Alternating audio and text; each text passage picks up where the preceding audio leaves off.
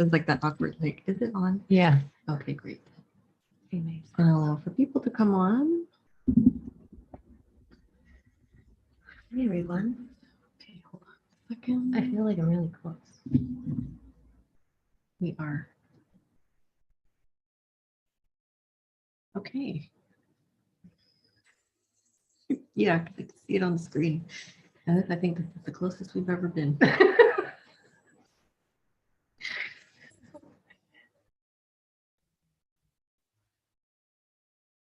There's 4 people here already. Perfect. Okay, everyone, whoever's here, please like and subscribe while we're here. We're going to get started. Good evening, everyone. My name is Karen from Quantum Healing with Tena Karen. Today I'm here with my co-host, Tina. So we're just hopping on for a live. I'm sorry if we've been MIA for like eight days, I think it was. We're busy, man. Yeah. But we decided to take the time to join everyone. We've accumulated some questions and comments that we wanted to talk about. And yeah, we'll see where it goes this time around. So just let us know if you're here. And we'd really like to know. It's here. We're really close, huh? Yeah.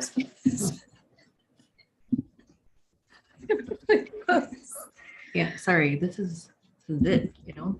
Is it? Yeah, there's no editing here. We don't edit. We just go with it. Yeah. Well, that's really cool. Sorry. And we're really bright too. Yeah. We're doing color therapy today. Yeah. Tina wore this like 8 days ago, so I'm wearing it now. Yeah. Yeah. Very colorful.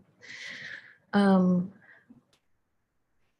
just said something. What did you just say? And I have no idea what I just said. Thought, and I was just talking about said nothing really. I didn't really say anything. You said something that triggered a thought and then I lost it. But about the comments. We've had a lot of really amazing and kind and thoughtful comments, and then some that aren't so amazing and thoughtful. And I don't want to give a lot of attention to them. But just to say that we don't edit anything here, and what you see is what you get. And if you go back and watch our older videos, it's a true account of our progression through our belief systems and truths. And you can see how we organically move through these things. And I'm not going to go back and edit our content or, pretend like. No, because we didn't get here. We got here because of what we went through. Right. We had to, that's the whole sifting through the discernment. That's the whole process. Because then if we just jump to here, then we wouldn't be in this matrix. Right? So yeah, we all have to go through our uglies or whatever we classify as uglies, but we seriously see them as blessings, because if we not had experienced that, then we wouldn't be where we are. Right. And who knows what's going to come along in the years to come. And we look back here and we're like, holy shit, why were we wearing those clothes? But these things never die. Tie-dye never dies. But no, but it's true. Like, I know there's a lot of newcomers coming on. They really don't know who we are, but it's okay.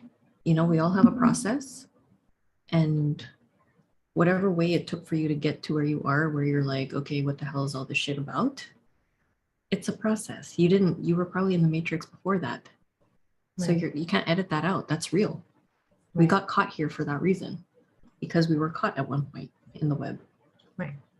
And everyone has their journey to truth, right? And no one in this realm knows the ultimate truth. That's just the fact. That's the one fact we know, is that no one knows the ultimate truth. We don't even know. And we'll never claim to know it.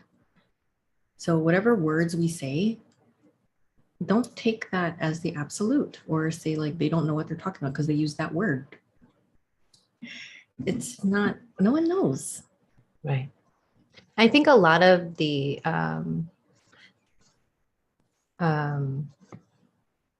suspicion comes around our use of like spirit guides and things like that. And like I said in the community post, like, we did work with spirit guides, and we were trained to work with spirit guides because our professor, Dr. Palmer, was his number one concern in this work, of coming face to face with entities, was to keep us safe. And so his whole modality of remote spirit release was based on using your spirit guide to do the work of removing these entities, so that you didn't have to be in that field face to face with demons and dark force entities and these kinds of things. Mm-hmm. That's where we started. And that's why we started connecting with our spirit guides to do the work. Right. And we did that for a while, and we had amazing results doing that in that way, regardless.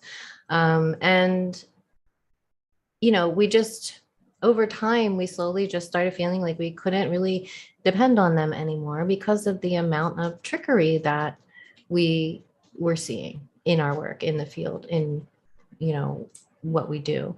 So we just, and our guides always pointed us back inwards anyway and said, you can do this. Like you really don't need us anyway. So, and whether I think it was guide or guide yourself, or whatever you want to call it, something right. said, or at least through our own experience, to have to do it yourself, because I wasn't going to sit around and connect to something that was not looking right to me, and then cut corners and work with someone else's energy and for the buck. That's not what we do. Right. Yeah. None of it is for the money. It's really to help people so that they aren't, at least to have a much more clear pathway to sovereignty and yes. freedom, ultimately to freedom and to exiting out of here. And we can't do that if we're not sovereign in ourselves. And these entities can carry over life to life to life. We've seen that. So, starting out in this work in, quantum healing, this wasn't our focus at all. It just evolved into this. I didn't even think I was going to work in this. I was just helping her out, to practice for fun. And it became something. It evolved into something. I had to get out of my own matrix shit to get here too. Right. Yeah. So, there's a lot of really weird comments when we've been very isolated up until the last 2 months. Yeah. Very isolated in our little corner of YouTube, with our 300 subscribers. Yeah. So to have this kind of blast open to a whole lot of people who don't know who we are, and haven't grown with us and have seen us evolve or worked with us personally, it's like, they don't know who we are. And so they make assumptions based on, a video that they see or a word that we've used, or they go through our website and, cherry pick at certain things and, And they won't even give us the full comment. They'll write it somewhere else as if we're not looking. Yeah. Like we can't see it. Yeah. So it's a little passive aggressive. Yeah. But like I said, I'm not embarrassed about anything we've ever done. I'm proud of us and how far we've come. And it's a lot for us to even put ourselves out here and face public scrutiny, especially when you're healing from people pleasing, that's the hard part. That's really huge. Yeah. Yeah. It still does a triggering effect. And, because it's there's that part that's just that's not what I meant. But I did mean it at the time. But it's not who we are now. So if you're hopping on, we do have still good content. Again, we always say the disclaimer of take what resonates, leave the rest. And, we did put our healing out there on ourselves so that people can learn our process and how we functioned, and completely vulnerable out there for people to see. Right. Because the truth is that our exit out of here, the only way out is within. The only way out of here is to go within and to clear all of our limiting belief systems, all of our fear, everything tying you, or what has fed the system. Yeah. All the attachments that are keeping us here. So, yeah, I don't think it's going to be like, we leave the body and Go there's find going a to be a door. I said So a door. But that's just it's not it's not a truth. so An what did you absolute. say? You I don't said remember Karen what I made a said joke exactly. about Oh, yeah. grabbing someone with her sword and saying like, show me Yeah. the exit door or Right. something. Whatever. But I mean, don't attach to that. It's really like, how the fuck do I get out of here? Doesn't matter what it looks like. It could be a cloud. It could be, I don't know what the word is. To us, it's just like we could see a door. Like it's just how to get out. I think a door. But it might not be a door. It's just a word I used. It was a joke. It was Yeah. a joke. It But wasn't I'm meant grammar. to. That's real. I would, but it's not, don't attach to it and be like, well, is it a door or is it not? I don't know. Maybe it'll be a door for you. It might not be a door for me. Right. It might not be what you think it is. Like that's what it is. Right. I think it's an individual experience, and not everyone's experience of the afterlife is the same. So no, it really depends on your filter. But again, that's why it's important to remove all your filters, all your, whatever Tina said, beliefs, programs, thoughts, everything again that is tying you here. Right. Yeah. Attachments. Yeah. Big one. Hi guys. Maureen's here. Amber, Jess, Scorchy Torchy. Oh, I love these names. Hi, Maureen. The Fifth World. Sam G. Salad ass. Sorry. I love that. Another topic is Earthbound. So what to do about Earthbounds? We had a message recently, someone saying, well, shouldn't we just leave them as Earthbounds? And I have to tell you, we've struggled a lot with this ourselves because we do find Earthbounds when we're doing remote spirit release. And it's like, what to do with them? Do we cross them over into the afterlife? Do we somehow break them out of the matrix? Do we leave them Earthbound and hope that they eventually find their way? And we've kind of gone back and forth between all of them and found that the best thing to do for Earthbounds is to offer them healing, to remind them who they are, to show them that they have light inside themselves. So what we've been doing recently is reminding them that they have light within themselves. They expand that light, fill themselves up, heal from the stuckness. They're stuck, right? Usually when we see Earthbounds, they're stuck here for a reason. And that could be any number of infinite possibilities of why they're stuck here. Just like how we're stuck here. Right. And we're physical. Right. They might not even realize that they're dead. Sometimes that's the case. Sometimes they're so attached to their family that they can't pass on. So they'll literally attach to a family member, and then cause that living person all kinds of issues. So the question is, well, are you going to then cross them over into the light and they're going to get, looped back into the trap and, all that, the fear around that? Here's the thing. If a soul is earthbound, they're not ready to exit from this matrix. They're degraded. They do not have the strength and they don't have the belief system to even understand that they're stuck. The only thing we can really do for them is offer them some healing and cross them over into the afterlife and hope that they find their way. Not everything is like awful and bad over there. There are higher realms where, there's art and music and creativity and schools for learning. There's, all kinds of things where they can heal and learn from their past lifetimes.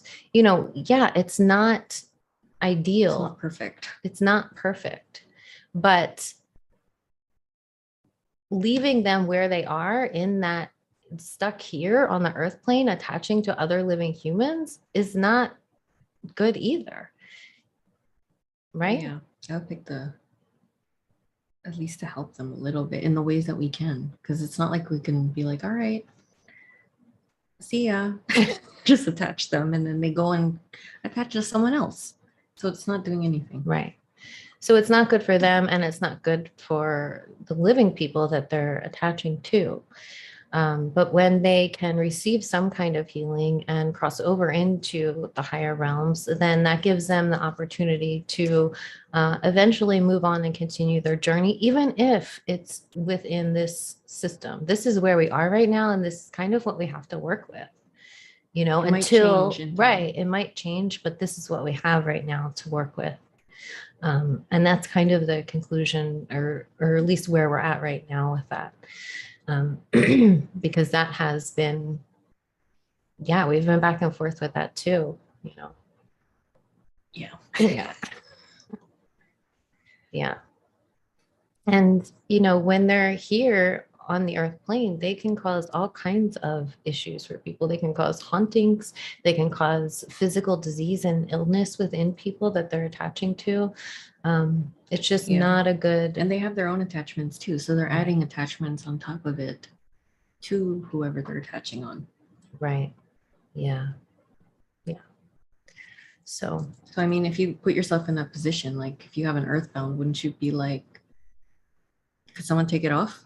You know, or are you going to be like, cool, come hang out forever and I'll bring you with me. You're going to have a really difficult life, especially if they have attachments and they have their own ailments, because sometimes that could amp up symptoms in yourself from what they had. So, I mean, it doesn't make your life easier. It makes you even more dense. Right. Especially like addictive kind of tendencies. Like that's a lot of times why earthbound stick around is for the addictions.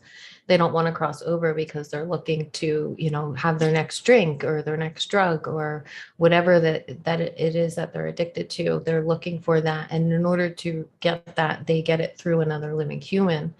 And then they enhance that person's addictive tendencies.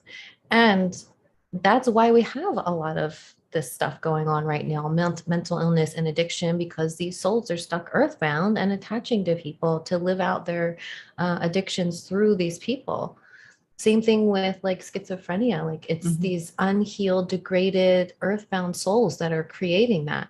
That's what we've seen in some of our sessions. Like these dark force entities will gather these earthbound souls that are degraded and just place them in someone's energy field to create either a psychosis or a schizophrenia like condition in them. So they can and do cause a lot of damage. So it would be better to offer them some healing, cross them over into the higher realms, hope that they get to where they need to go for their learning. Okay, we know this isn't a school, but some souls do really need to remember and learn who they are and what they're doing here. They've completely forgotten. Yes, where we are in this, you know, the group of people that are here with us, like our level of consciousness is so far more advanced than souls that are stuck here on this earth plane. And we have to understand the difference in belief systems. They don't even know they're in a matrix. Right. Their belief system is not even there. It just can't even comprehend it. And they don't have the strength to move out of it. That's the thing. This is why we're saying the way out is within. We have to heal ourselves in order to get out of here. Otherwise, you just remain stuck or not able to make it through the lower realms to get even to the higher realms or out of the higher, wherever you want to go. But it's like, you know, the levels in the hierarchy of these, the lower astral into the fake heavens, and then the higher realms and the mental plane and like all of that. Yeah, because they'll use some way, your vulnerability point, they'll use it against you to keep you here. And that's why you have to have a clear vessel. Right. And what some of our colleagues, my colleagues, have seen is that when the soul leaves the body, you know, at least within the system that we're in right now, it doesn't just go like straight to the higher realms and reconnect with its higher self. It kind of makes this journey through the lower realms into the higher realms. It's a journey that they take, you know, through the astral into the fifth dimension and then the seventh and on and on and on. But it's so far from what we've seen in sessions and from other colleagues who have had this is kind of how it's gone within this system. And yes, the higher realms are part of it. And it's like, how do we get out of the whole thing? And I think the only way we get out of the whole thing is through self-mastery. So that's what this journey has been about for us, is self-mastery. Like We've always been led there. So far, it's been working because it's like the attachment becomes less, or our pains become less because we know how to manage, and we're not stuck. We're not, sitting on the swing of the pendulum and staying somewhere. We're moving all the time and trying to find balance within the two sides. Yeah. Yeah, and about balance, right? Like, really, how do we find balance within this very extreme sides of polarity? Yeah, exactly. Yeah. Patrick says it totally makes sense that the Matrix is full of levels, like a video game. I call it Jumanji all the time. I've never seen Jumanji. You should watch it.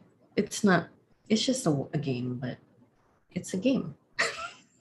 A wild game full of, I don't know, it's all a farce. And I think that, a lot of us probably have chosen to be here, we're coerced into it or whatever, because we very easily forget when we're out of the physical body how much suffering we experienced when we were here. And I was just thinking about this the other day, because I used to be really, really sick with chronic illness and chronic pain, Lyme, lupus, stage 4 endometriosis, long list of ailments.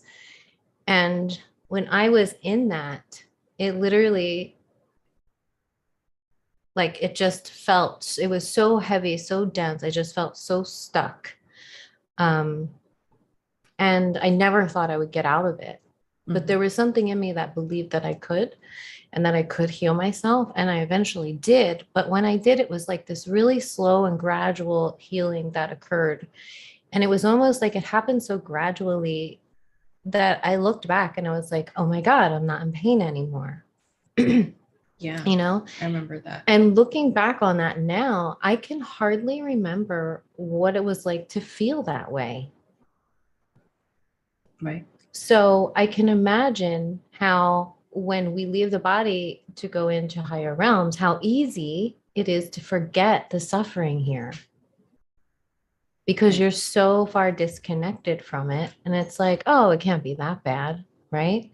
But like, thinking back and really remembering how much suffering I felt and how painful it was, I would never want to go through that again. But you start to disconnect from it the farther out you are from it. And you're like, oh, yeah, I'll do that. Maybe it's not so bad, Right. Yeah. So I think that's how a lot of us keep looping back in. Yeah. Yeah. And then the veil of forgetfulness on top of it. Right. And I do have to say, if it wasn't for all of that suffering that I went through in this lifetime, I never would have been here now. I still probably would have been working as a nurse, like going about my normal, like, matrix thing. If it wasn't for that intense suffering, there's no way I would be here right now. True. For real. There is something to be said for that, at least within this system. Like, most people that we know have awoken through their suffering at some point. Yeah. There aren't many people who are born into this system that are awake. I think we know one. Yeah, there's one. One. Yeah, but the majority of people feel it's like the feeling. It's like, I wasn't awake, but I always knew something was wrong here, right? Like, oh yeah, something you can feel it. At least like when you observe. If you just observe, it doesn't take very much. Yeah. You just can't be afraid to question. That's the thing, because you get slapped on the hand, or even more so for questioning things. Because I always get, it's just like that. That's just the way it is. That's just the way it is. And I'm like, what? That's not an answer. So yeah, there's always something within you that's just like, no, ask more. Get nosy. Yeah. And maybe that's our memories, like reminding, like, yo. Right. Ask again. Because you could just be like, okay, well, it's just like that. and then go on your way. And you do for a while, but it's like you just can't like ever really get like that feeling, you know, it's that feeling like you just know something's not right here. Totally. Yeah. Where did we hear that? Sometimes I think the only reason I came back here was for chocolate. Did I hear that? Yeah. Someone just said that. I think that was on the FC channel. Dan, like someone, like they're attached so much that they're like, oh, I can't leave because there's no chocolate out there or something like that. Oh, I think it was that experiencer, that lady that had the NDE. Oh. Yeah. Well, chocolate's a very powerful thing. Well, in one of my sessions with a client who experienced the the afterlife, lives in between lives, where she landed in this garden, she could taste through touch. So she could touch something and taste it that way, but it wasn't like actual like eating. Interesting. That is interesting. Yeah.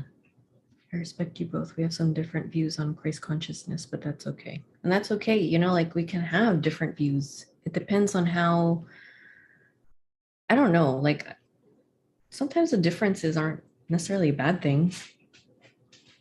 It's just different paths, you know, different understandings, different whatever. For me, at the end of the day, I mean, like if people are good, I don't care.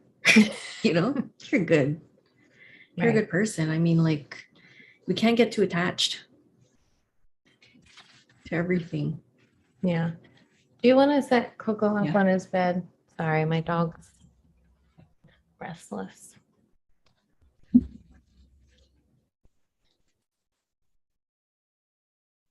I appreciate that, abstract angel artist.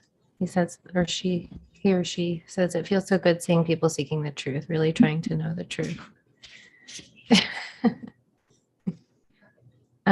Jess T says, I completely agree. I do similar work, and I've been experiencing the same thing with entities hiding behind the spiritual realms. That is how I found you on the QHHT forum. Oh, that's really interesting, Jess. She says, I started questioning more than I thought I would. Finding you two helps me feel so much better going through what I am today. That's really interesting. Do you want to share more about what you've seen in the higher realms or experienced?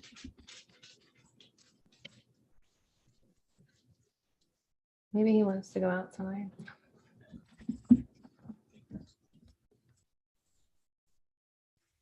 Patrick, I experienced the same thing with disconnecting from my past pain. It is easy to forget. Do you think that physical parasites or bad gut bacteria can be entryways? Oh, was that you that left that comment on one of our videos? Someone else asked about that too. The physical parasites, and I do think they can be like portals for entities, or at the very least, they are, what's the word? They seem to come at the same time, like the chronic illness and chronic pain and the parasites and bacteria, and there can be stealth pathogens. I have a really interesting story about that I want to talk about in another video just on healing, but very briefly, I think I talked about it briefly in the parasite video.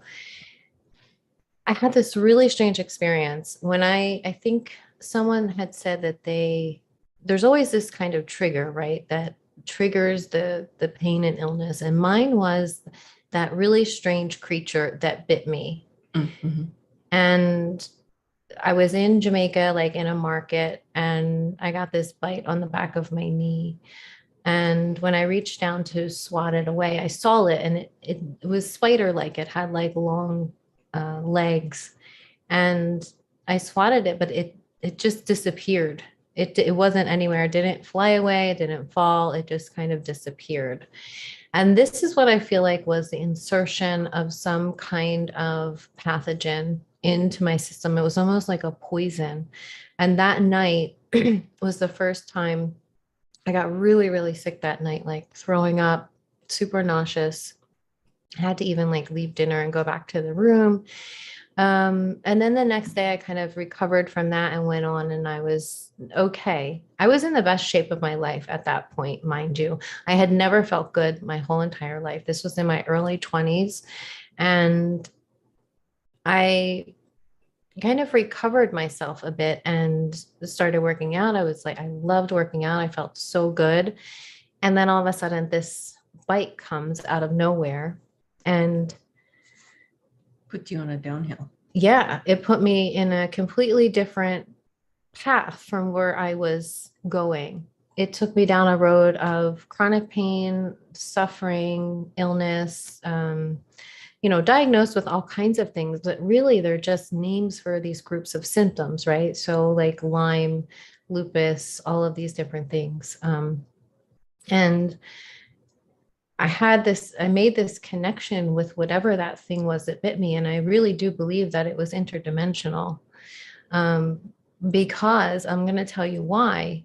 When I only found out really about parasites, like I was treating myself for viruses and bacteria, those kinds of things. And I think it did address the parasites too, because it was like a full body detox. However, I didn't address the parasites specifically.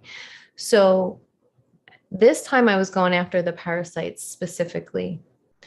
And when I had made the decision to do that, that day, I think it was that day or the next day, I was outside at the park with my dog and I got a bite in the same exact spot that it was like 20 like years ago. Yeah, it was like two-pronged bite on the back of my knee in the same exact spot as it was 20 years ago. And I had pants on. Right. And you could see the markings from where this thing had pierced my skin. And I had the same kind of reaction. That's true. That night.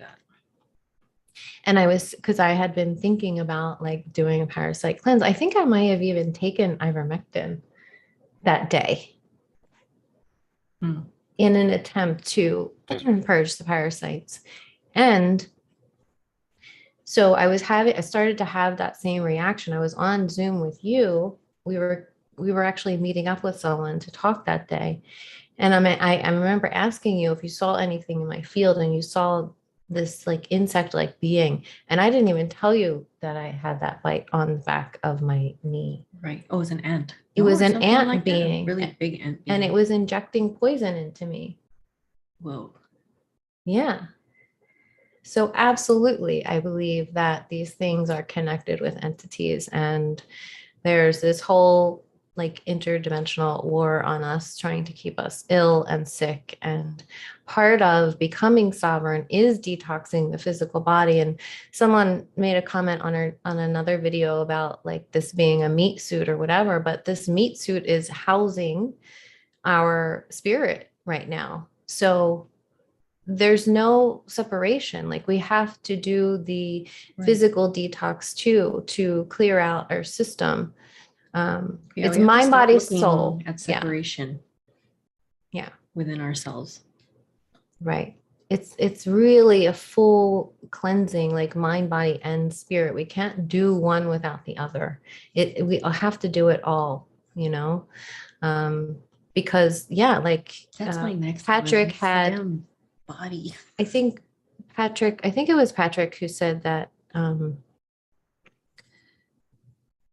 or if it wasn't you, Patrick, it was someone else that said they did the purging of the parasites and then stopped having the bad dreams and I had awful dreams. I would have awful dreams.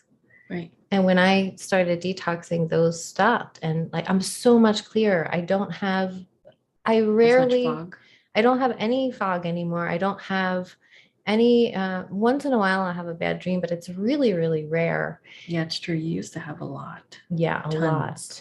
Like really traumatic kind of dreams. See, these things just, you forget. You forget. Unless you reflect on it. Right. Yeah, and then the looping negative thoughts that, suicidal thoughts, like all of those kinds of things. I do absolutely think they're connected with the state of our physical body and entities that are attached to us. Well, that's probably like the same parasite that throws the grasshopper in the water. Right. Yeah.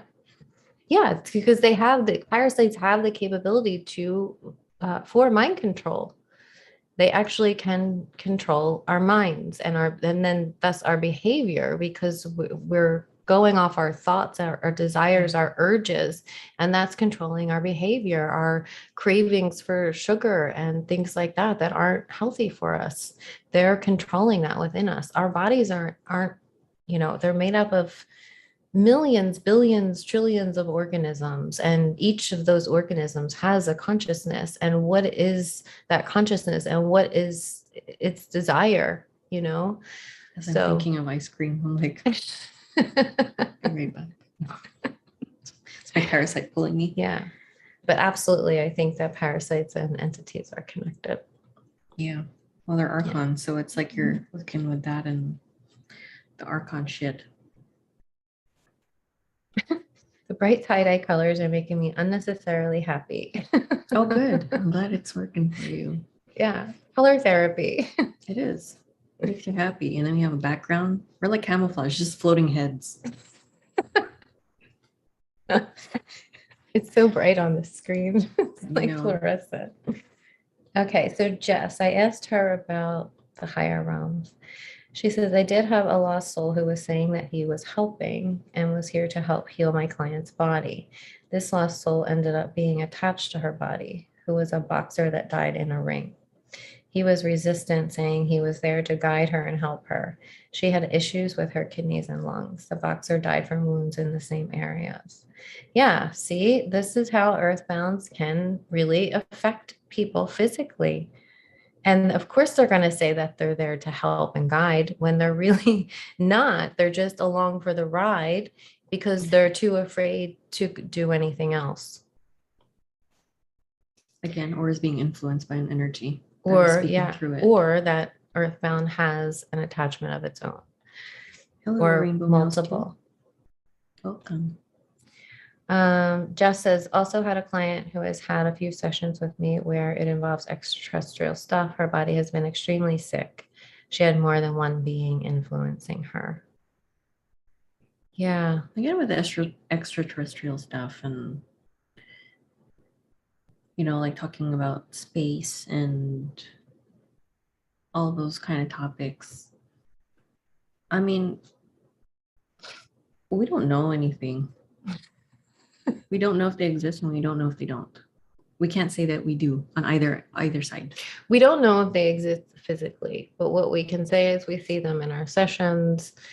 So that could be an interdimensional thing that we're exploring, or who knows what, we don't know. I went down the rabbit hole of like the whole flat earth thing, and that, we just live in here in a dome and space is fake and none of that is real. And I just, I saw a really brilliant scientist debunk flat earth and, like that there wasn't any space and stuff. And I was like, oh, wow. So that kind of went back to believing that Earth was a globe, but like, we really don't know, right? We really don't know. We don't know. So Jess said, we did end a contract with pregnancies. Her abdominal area is better. See, that's how you know, like, even if it's not real, like it's working, right? Removed a Draco being from her chest and the heaviness is better. That's the thing. I mean, there has to be something to this. Oh, the clients hold on to the idea that they are helping, but they are hindering. Yes. I feel within practitioners, there has to be some kind of education and openness to anything that can come through, and the discernment of taking responsibility for asking about what is coming into session and not just taking it for what it says. There has to be some kind of responsibility there. Yeah. I'm glad that I've been more vocal on the forum, because I used to really hold back a lot, but I'm glad to see that even if it helped has helped one person like Jess to, you know, question some of these things, that makes me feel better about it. Because we should be questioning these beings. We shouldn't just take them at their word for it, because every being that you come in contact with has an agenda. And what is that agenda? You know, like we have to know what that is, or at the very least be questioning them. And I think a lot of people just take that for granted, that when a being is speaking to you in a session, that they're being truthful, and sometimes they're really not. Yeah. You know? Yeah. I don't remember what scientist it was. He had a really brilliant debunking, though. I wish I could find it for you. I have a hard time believing that there's no space and no other beings, especially considering that there are many accounts of people who have had encounters in the physical with otherworldly beings. There's one in particular, I wish I could remember his name, but he worked on a government site, like it wasn't I don't think it was Area 51, but it was something like that, a secret government site. And there were these tall, white kind of beings that lived there. And they're military. Well, they didn't seem to be military. They were, the way he described his interactions with them, I believed him. And he described his interactions with them over many, many years that he worked there. So it's hard to say, but I have a hard time believing that there aren't otherworldly beings off of Earth. Fulvic acid. Yes, I've used fulvic acid.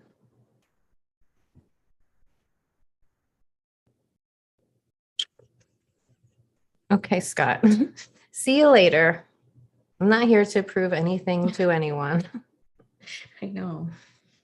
What is that? Nothing. I don't know. It's somebody. Chloe says, thanks for sharing. I've had chronic fatigue most of my life, starting with childhood vaccines. Chronic fatigue, I have actually... Thanks, Scott. We didn't want people to subscribe in the first place. So thank you for unsubscribing. Yeah. Bye. Peace. Bye. Hold on. Let me just answer Chloe real quick. Yes, childhood vaccines. I remember, you know, I always had just this lack of energy as a child. I could never really keep up with the other kids. I just thought I was a little overweight too. So I just really blamed myself and thought it was because of me and something I wasn't doing right. But, you know, growing up and looking back on my childhood, I realized that I probably was vaccine injured. Of course, my diet wasn't healthy either, you know, and we ate junk food. We didn't know, my parents didn't know anything about like being healthy or anything like that.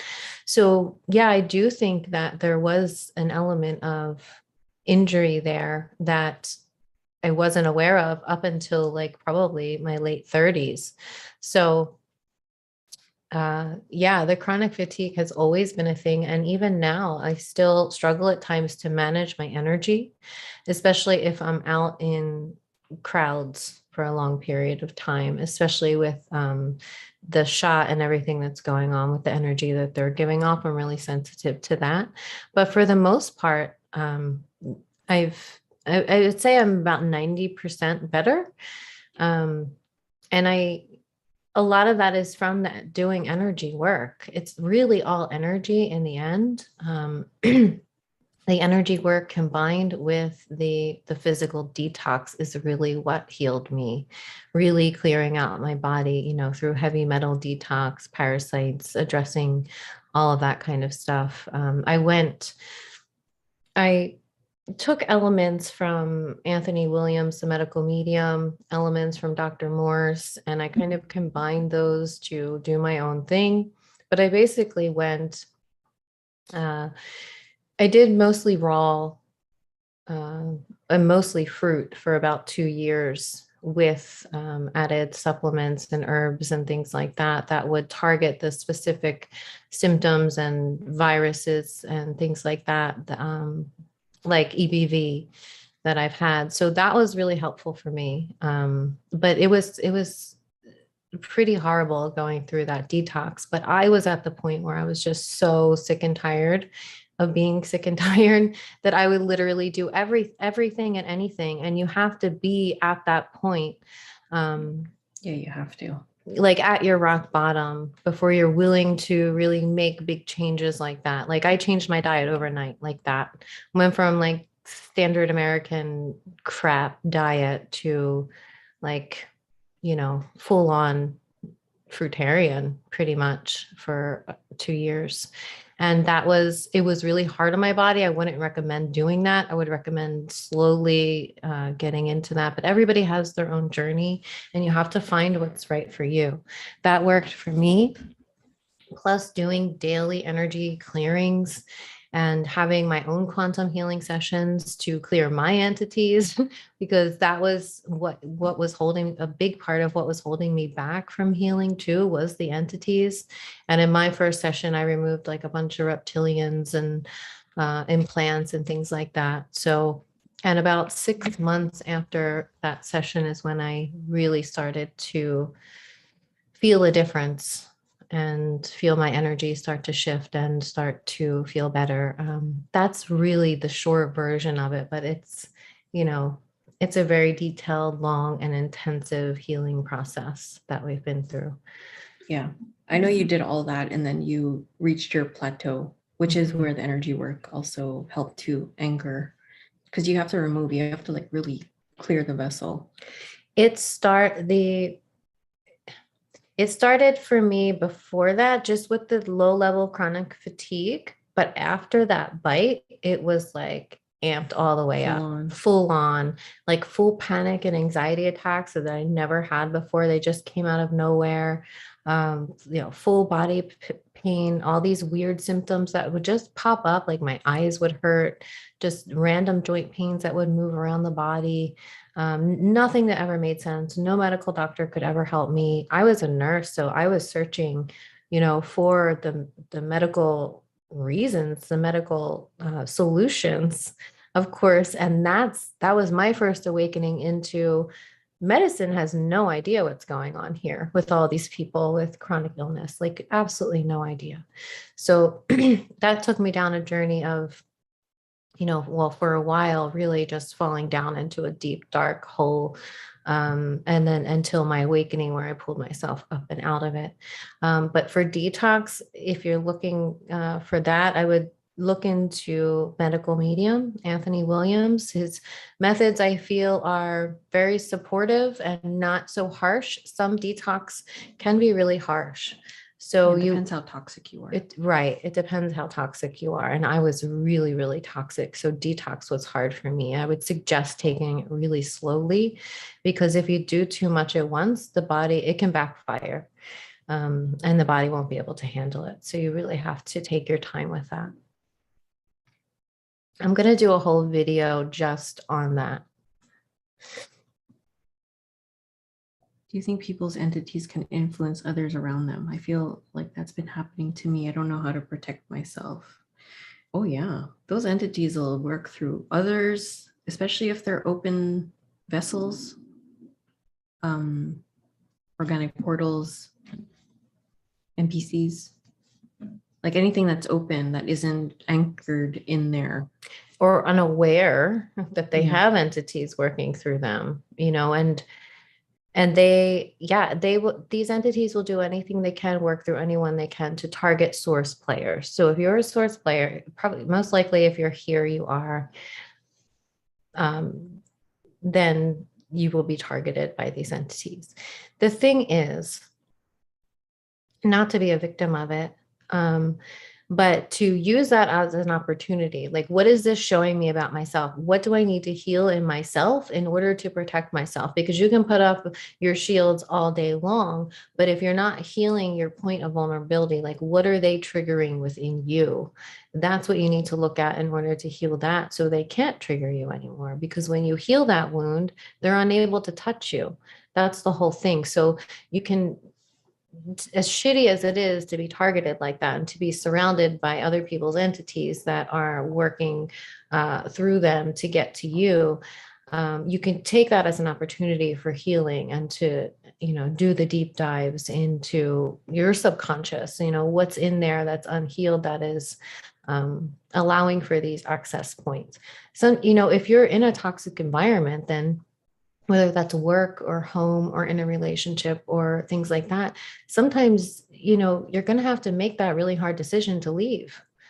And it's not easy. It's one of the hardest things you'll ever have to do. But in order to protect yourself, that's one thing. Now, another tactic is, if these are narcissistic like people, is to gray rock them. And so what does that mean? That means to act like a rock. Don't give them any of your emotional energy, because that's what these entities are looking for. They want to be a loosh farm. Right. We just learned that term today from our friend. Loosh farm. They're looking for the emotional reaction so that they can then feed from it.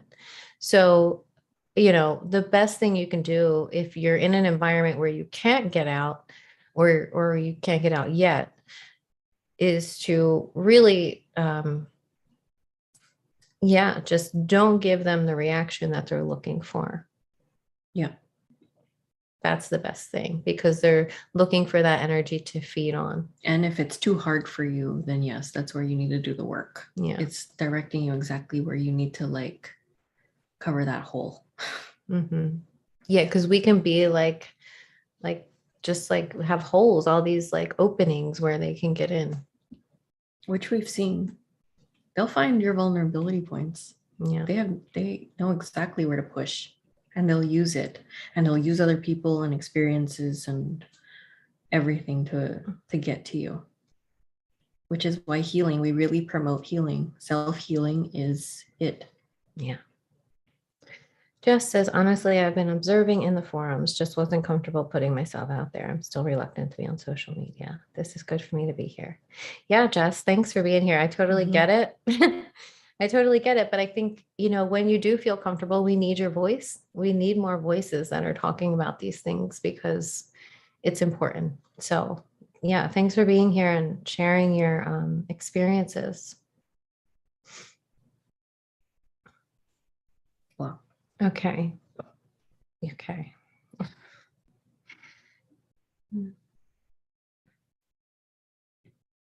Yeah. You guys have any other questions, or do we have anything else on the list?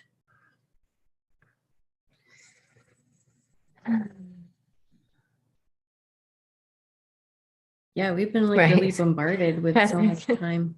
Huh? Patrick says, if this place is a soul trap, which I believe it is, it doesn't really matter what shape the earth is, flat or round. I'm not coming back. That was the whole point. That was the whole point of my comment. It's just whatever you believe, just whatever, believe. Right. And these are distractions. Right. They're distractions. They're just to pull people right into a divide. It's making you go through the pendulum and staying there.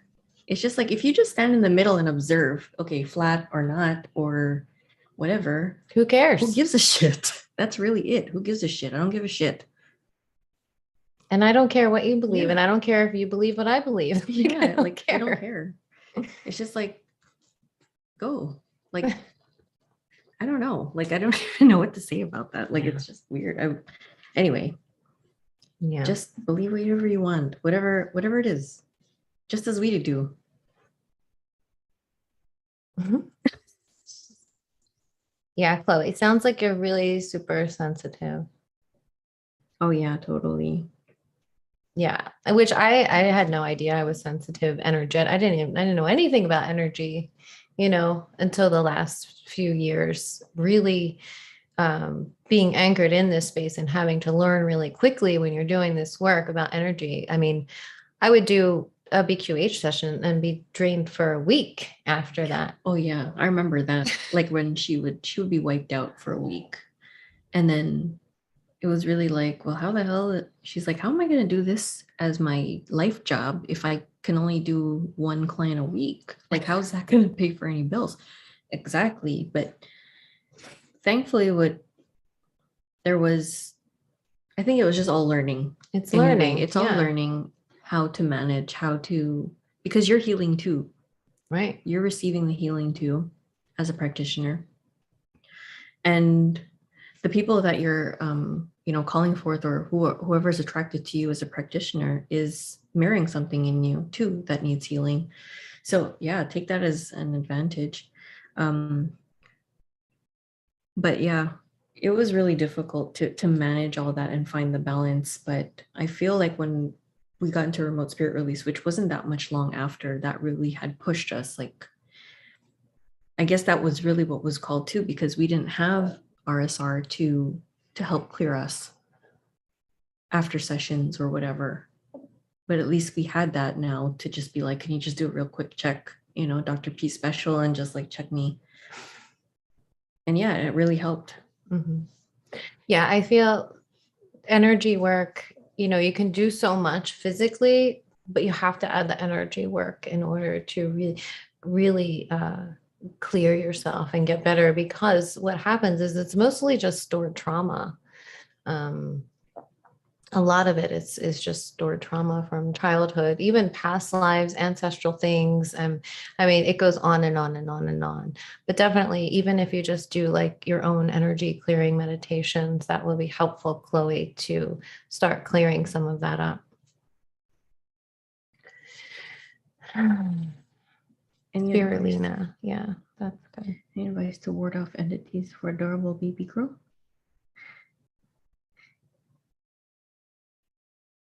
Can you elaborate? Oh, Dip Trippy says he has a newborn, 4 months. Oh, okay. Well, you can always just set an intention to protect the baby.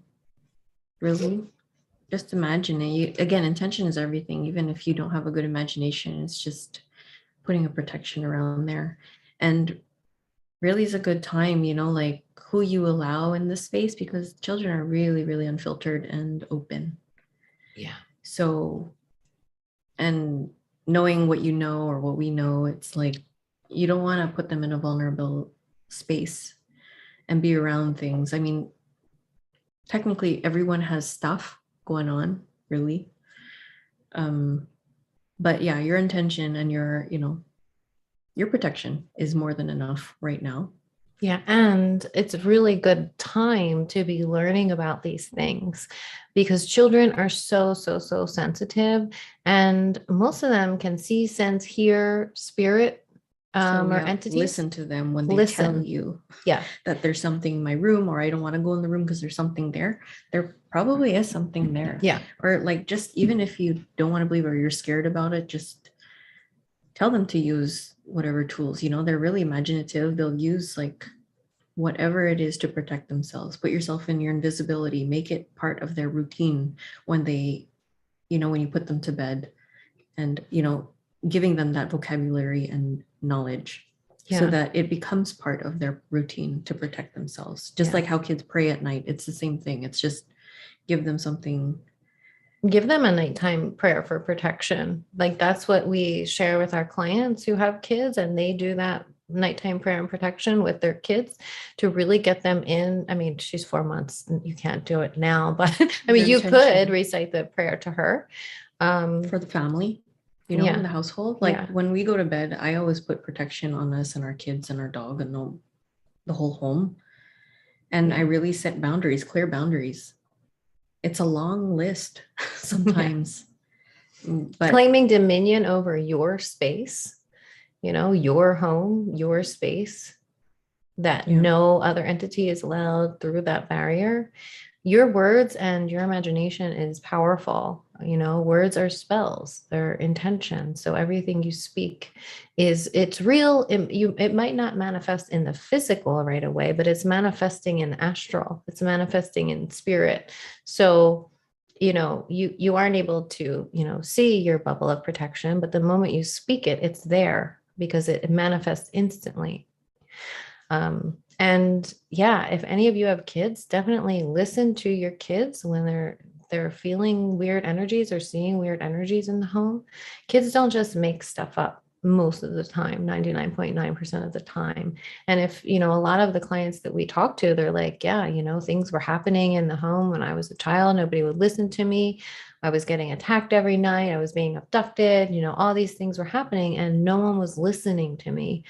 Or I was too afraid to tell anyone because they wouldn't believe me. And that's how we end up as adults with all of this unhealed trauma because no one listened. And not having the awareness that these things are real and it can happen. Just the validation is going to be life-changing for them, normalizing it and talking about it so that they can become, grow up to be powerful, so that they don't have to go through all the shit that we had to. Yeah. Chloe, yes, you can heal yourself. You can heal yourself. We have the absolute power to heal ourselves. So you have to really believe it, or at least set the intention of like, I'm going to do what I can, and then start to build that confidence in yourself. Right. The belief that you can is literally everything. It's everything. And the words that you speak to yourself. So when I was really, really, really sick, I hated my body. I thought all the time, like, why is my body betraying me? Like, why do I have to feel this way? I'm going to be like this forever. All these things that keep us stuck in our suffering. Those are the things that are really easy to change, that you can change right away into like, I can heal myself. I am healing myself. I am healed. I'm like all of those things. That's real. And when you really believe in your power to heal, you will. Mm-hmm. The belief, like Bruce Lipton talks about, he's written books about the biology of belief. We control our physical vessels with what we believe in. So that is real. And you can absolutely do it. It's absolutely possible. I just had a picture of myself pop up from 6 years ago, and I look like a completely different person. Yeah, totally. Yeah. So, yeah. And my body was severely toxic. So, yeah, all the vaccines, all the things, you can do it. Yeah. Well, I would try them out. Medical medium. It worked for me in combination with the energy work. You're welcome to Trippy. Yeah. Totally scorchy torchy. Like, I was scared too. I mean, like, confession, I slept in my parents' room till I turned 13 because I was terrified. Like, that's not normal, really. I mean, like in regular mentality, but I was scared. There was definitely something there, or I was just not whatever. But there was something. Yeah, there was something there. But later down the line, yeah, I think, yeah, when I was 16, like I had sleep paralysis, but I was awake. I was actually awake, but I had body paralysis actually. And I remember just my eyes being able to move in the covers. And I felt like this, what was it? Like numbness. Yeah, I'll call it like a numbness that like had filled me from bottom to top. And I didn't know what the hell happened. I don't even know how long I was in there for. It didn't feel that long enough that you're like, okay, I can't move and I'm awake. And yeah, I only learned in my session that it was like entities that had attached to me at that point, because that was during a really low point in my life, I guess high school, and not having confidence or not having any friends or not having, all the things, all the teenage woes and victimhood. And they totally took advantage of that. I mean, I was smoking a lot of pot too, and drinking and all the things. So, I mean, I was an open vessel. Yeah. I was not sovereign. I was not fully in my body ever. I hated life. I mean, I was dissociated the whole time pretty much. So, I mean, yeah, I was just open for things to attach to me. And it was only like in later on after we finished RSR that I was able to remove my own entities. Yeah. So yeah, I had them on me for forever, for as long, 20 years. Yeah.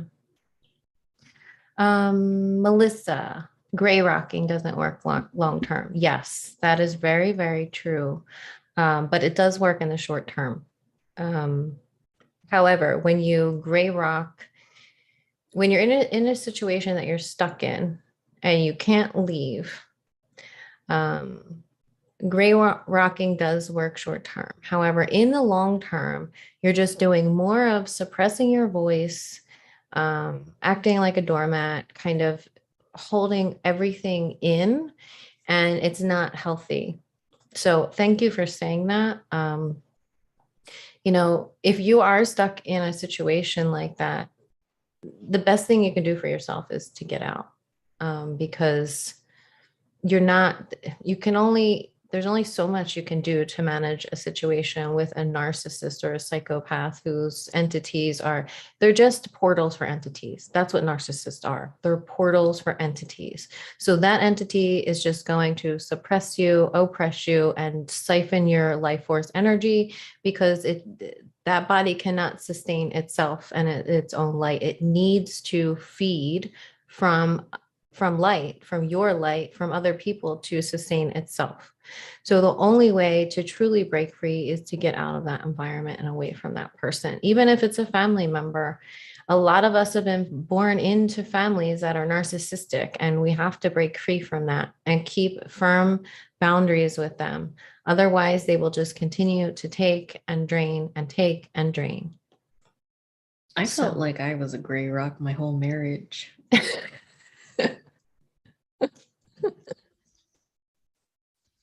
Didn't work. I had to leave. So that's what it was. Yeah. You eventually have to. You have to make a decision. Yeah. And it's hard. It is hard. It's really hard to get out. But it's hard. It's the best decision you can make for yourself. Yeah. And once you do, you're like, oh my God, why did I wait so long? And your healing accelerates.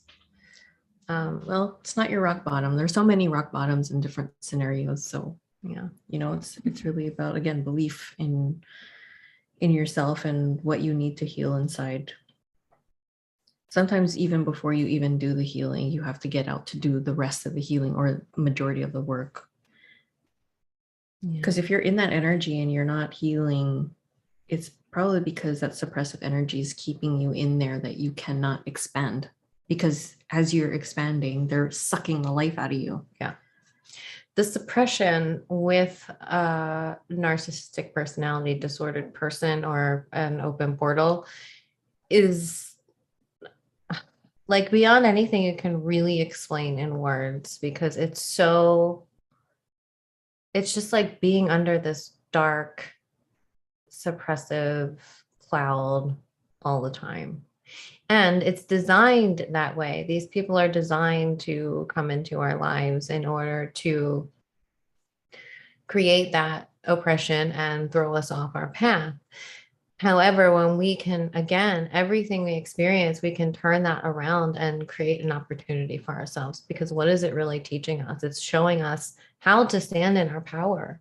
Like without the narcissist that I was with for 20 years, I would have never learned to stand in my power. Like he was my biggest teacher, and it really pushed me outside my comfort zone, into everything that I've done so far, like after that relationship, everything. And it was necessary for me to go through that in order to understand who I am and my worth and my value as, as a divine being. And I really have to start from the bottom again to learn what true love is within. Right. Yeah, because it's really about the journey into self-love, learning how to love ourselves, because no one teaches us that. So always look outside of yourself, and all the songs and all the things like that are all about codependent relationships. All like the rom-coms and I love rom-coms, but you can't run from it. Or yeah, they tell you, you know, the happy ending, and then you don't see what happens behind closed doors when they're together. Yeah. Almost everyone is in some kind of codependent Or relationship. imbalanced. Imbalance. Something, yeah. Yeah.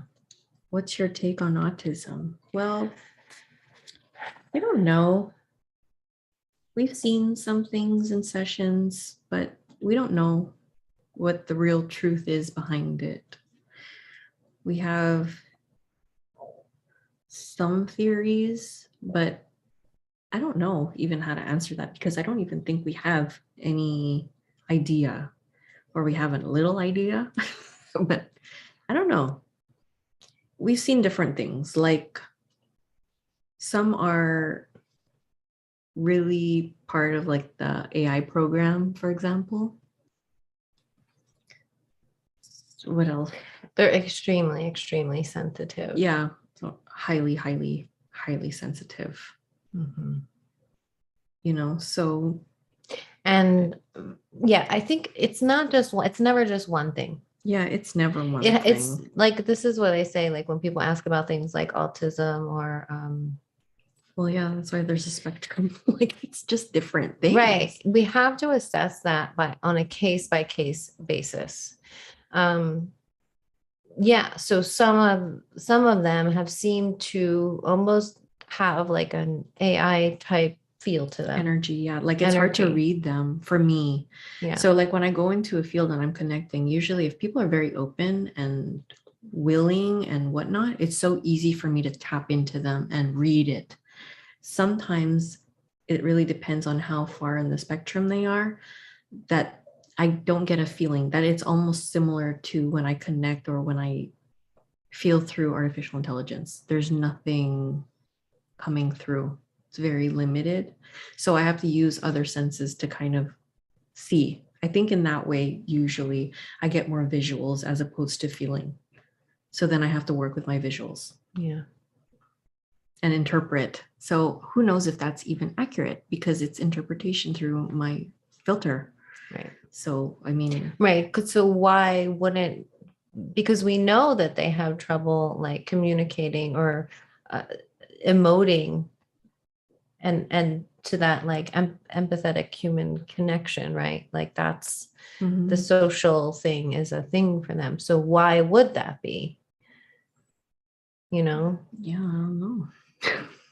it's I don't know. all up, it's all question marks. Like we Right. don't know. We haven't had enough to really fully assess or come to a conclusion. I don't think there is it's one conclusion, no, but I think there's so much. I think there's some kind of program going on there with the autism kids. Yeah. I mean, who knows? Like we've also heard there could be like partly like vaccine injured, but because of their highly, you know, highly sensitive, like there's so many multiple plugins that we can't have a conclusion to that. Yeah. But yeah, it is a case by case thing.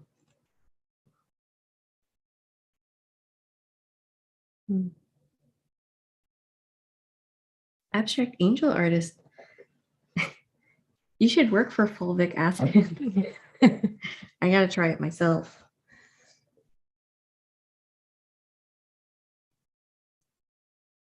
Have you tried it yourself? Detox the brain. Oh, so that's a good thing. Detox the brain and help autistic children. So it's like an all around.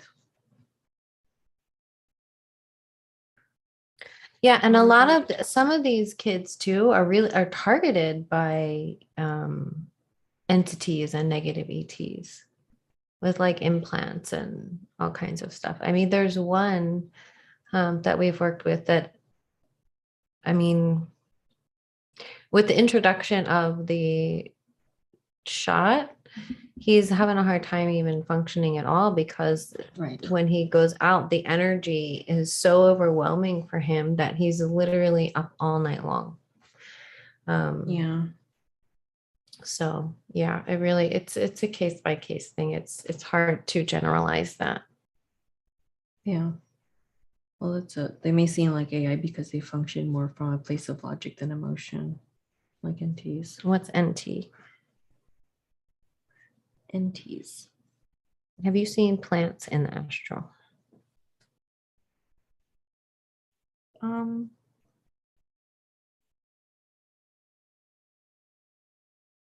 Like New Earth astral. There's lots of plants in New Earth astral where all the people are going to 5D. But in the astral, like where I see all the fuzzies, no, I can't say that I have, to be honest. I don't really go in, but I know where they're coming in from. So I don't go in to explore. But I do remember that there was a session, right, where they had followed the light. We followed the light, and then we ended up in the astral. Yeah. But I don't recall seeing any plants or anything like that. Yeah. If not, it wasn't in my vicinity. Abstract Angel says, I was in gut pain for years, bloated, couldn't seem to feel well, changed my life. So I rave about it. No, it's good. You need to share that information because, again, it's like us and how we promote our own, the way we've healed and how we can give those, those tips to others. It totally is what we want. We want people to help, and that's great. Asperger stopped vaccines completely. The biggest thing that helped him is removing sugar, no dairy, gluten. Yeah, highly sensitive, it sounds like to me. Right. Totally. Yeah. Yes. That's what we've seen too. So sensitive that it's like they can't take it. They can't take it of here. This world. Right. This world is just so dense for them. Like it's just so. It reminds me of Jensen. Remember, he couldn't feel things. He was labeled recently as that. Oh, yeah. It's like this. Yeah, it's just this. It's a highly sensitive. It's like sensitive to another level. Yeah, an extreme. Totally. Like right. You're highly sensitive. Right. And then it's like a million times notch more on top. Yeah.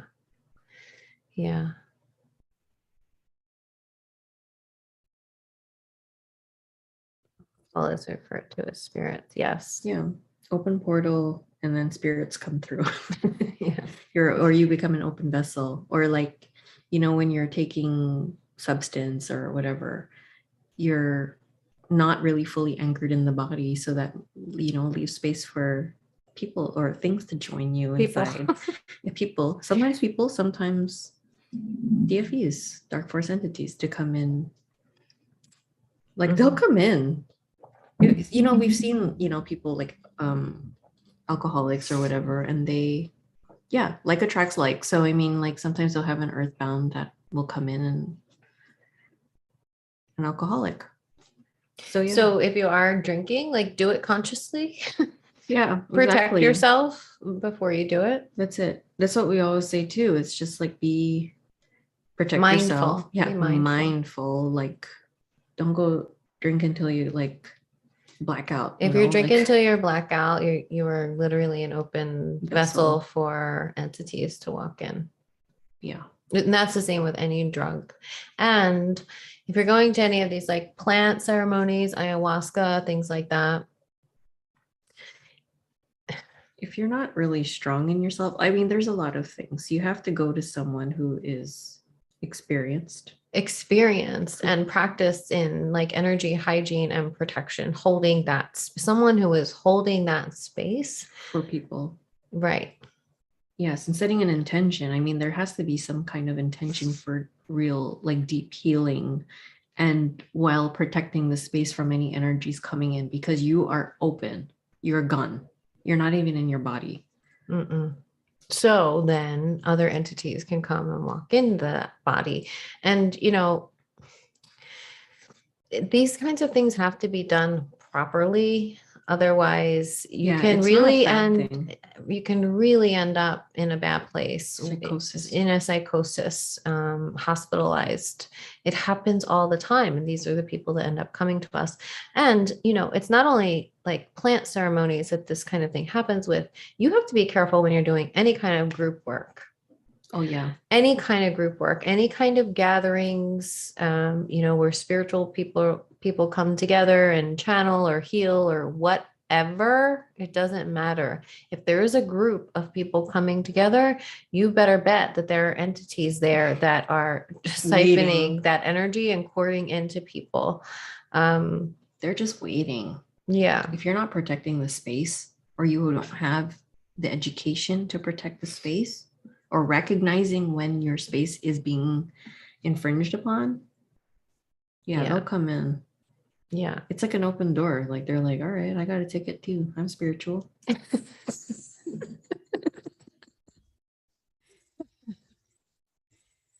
Yeah. Oh, that's good, Jess. I'm glad that he's doing better.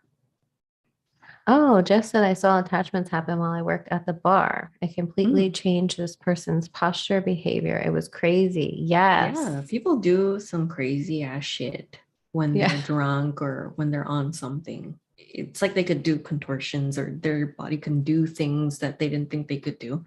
Well, yeah, that's a great example. Exactly. There was one story, I think it was Dr. Palmer used to tell the story about the bar. Was it about the bar and the Earthbounds? I don't remember. I forget the story, but it was somebody was viewing the bar, and they could see, like, when someone would get to a certain point of intoxication, like an entity would attach. They were just kind of there, like, waiting. I know. Yeah. It's kind of, seriously, no boundaries. You have to have boundaries. They have no boundaries, and they take that as consent. So. Oh, well, thank you, Abstract Angel Artist. We appreciate the promotion. We appreciate you too coming on and helping people in the chat, and for also educating us. Last trip here. Yeah. Fingers crossed. That's what we hope. That's what we all hope for. Yeah. I can't imagine doing this again. Oh God, I don't know. I mean, but again, I'm like, how many times did we say this? How many times have we done this channel and right or whatever? Yeah. We don't know. Again, we don't know. We hope. We hope that the work that we're doing is enough. We'll never really know. Just said I actually saw this black misty thing attach. I knew what I was looking at because of my regression work, but first time I seen it. Wow. That's crazy. That's crazy. Yeah, that's what I see in my mind when I think about that story, is like this black misty thing attaching. Like, yeah, they just come in. Yeah. And then your eyes turn black and change. Yeah. Yeah. If you ever notice that when people get to a certain point when they're drinking, they totally aren't themselves anymore. It's like something else takes over. Yeah. The spirit. The spirit takes spirit over. of a drink. Melissa says, might just be me, but sometimes spiritual experts think they are gurus are nasty people, perhaps for the reason you said in part. Yeah. Oh God. That's the whole the guru thing. thing and master thing and all that funny names that we are gurus. Like, it sounds funny to me to say that. Like, I can't even say that. I couldn't even say that. Being serious. Namaste. Like, it sounds funny to me to even. No, I mean, like, it's cool. Like, whatever. I don't know. It's an ego thing. Yeah. Master teacher. Well, she's saying they're probably nasty because of that whole entity thing. And it's true. Yeah, if they don't have entity awareness, this is why we talk about it so much, because it's so important. Because if you don't have entity awareness, you're just leaving yourself open for possible attachment and takeover. This is why, like, people that channel without questioning the beings that they're channeling are just open vessels for entities to take over. And they start out with good intentions. They may start out connecting to genuine beings, but if they're not constantly verifying their connection, then they could easily be taken over in an instant. And then we see it happen all the time. People start out with good intentions. Always. And then slowly over time, they become overtaken. Yeah. And it's really sad. They create a really big following, and then it's like they take it for granted. Yeah. And because there's so many people, they're like, okay, well, people are listening to them. So great time to come in and fuck up the whole journey. Right. Because when you're listening to someone, and channeling, those beings take that as consent to hook into you too. So no matter what you're listening to, even if it's us, you should be protecting and stating, I do not consent to any energies or entities that may be connected to these people, because everyone has something connected to them. Totally. Yeah. Protect yourself at all times. Pets, dogs, cats absolutely can see entities. Yes. Oh yeah. Coco knows. Yeah. Coco knows. Coco knows. Yeah. Yeah, they stare. That time when he was getting attacked, or he knew that there was something in the apartment. Mm-hmm. Yeah, it was crazy. Yeah, they know.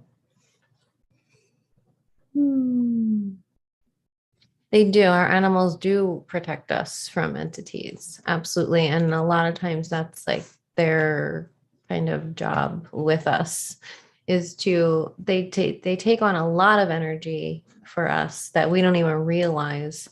But our pets do take on a lot and transmute a lot for us. And, even when we do like pet clearings and stuff, most of the time they're clear. It's really rare that they have attachments. Yeah, I think there was one, but it wasn't that bad, but there was still something on it. Yeah, they're usually minor. Yeah. But the animals, they take care of themselves. Yeah, totally. Oh yeah, I said Harold and FC's channel talking about pre-birth memories and how very dark this place is, seeing it as black goo before coming to Earth. I bet. I mean, we see black goo a lot too in our sessions. Yeah. I watched that Harold's pre-birth memory. That's a really good one to watch. Yeah, and he was saying he has his pre-birth memory of when he was coming down here, and he said he was floating like in a blissful state, kind of having being in that all-knowing blissful state, just kind of watching his body change from like these different forms. And then he felt this call or this pull, and it pulled him to these 3 guides, 2 males and a female. I bet. And he knew that he was going to have to reincarnate. And yeah, and then how do you get out of that? He he made a deal. Apparently, he said he was refusing, like no, I'm not going there. And they showed him Earth, or where he was coming, and he said it was like that, like this black blob of pure evil. He said, "Is that like the collective?" I don't know what exactly he was viewing, but he said it wasn't a plane or a planet or flat Earth. It was just this black swirling blob of evil. Probably a black hole. Yeah. Sounds like a black hole. Interesting. But they said he could, you guys should go watch that. I'll put the link in the comments later. Hold on. They said that he could, if he wanted to incarnate into a life where he was rich, like a millionaire and had no problems, that he would lose all his memories of the afterlife where he was. But if he wanted to take like an in between life, that he could keep some. And I think that's why he still has that memory, because he made that deal. Like, how shitty is that? Well, that's why it's like you have to be able to be aware of the trickery and the traps and how they're going to manipulate you, which is why it's very important. Again, we'll say it every time. Do the healing. Heal all your vulnerabilities, your traumas, all the things that you can. Heal your vessel. Heal the mental. Heal all of it. Yeah. I don't know what they would have done if he would have just flat out refused. I mean, I don't know. Like, Because there had to be full- some kind of level of consent there, right? well, it sounds like it, or Yeah. some kind of trickery. I Yeah. don't know. See, we don't know. Yeah. There have been people that have aborted. I've heard those pre-birth memories where people have come down into the body. That's how a lot of abortions occur. People come down into the body and then they're like, "Oh no, I'm getting out of here because it's too dense. They can't take it." So they just eject back out, and or they just feel so much fear like coming down into this density that they're like, "No, I'm out." Yeah. Yeah, you have to read the terms and agreements, and we've seen that too, like how we are caught also in the metaverse is through the terms and agreements of our telephones and apps and all this stuff. So it's all that shit. Yeah. Yeah.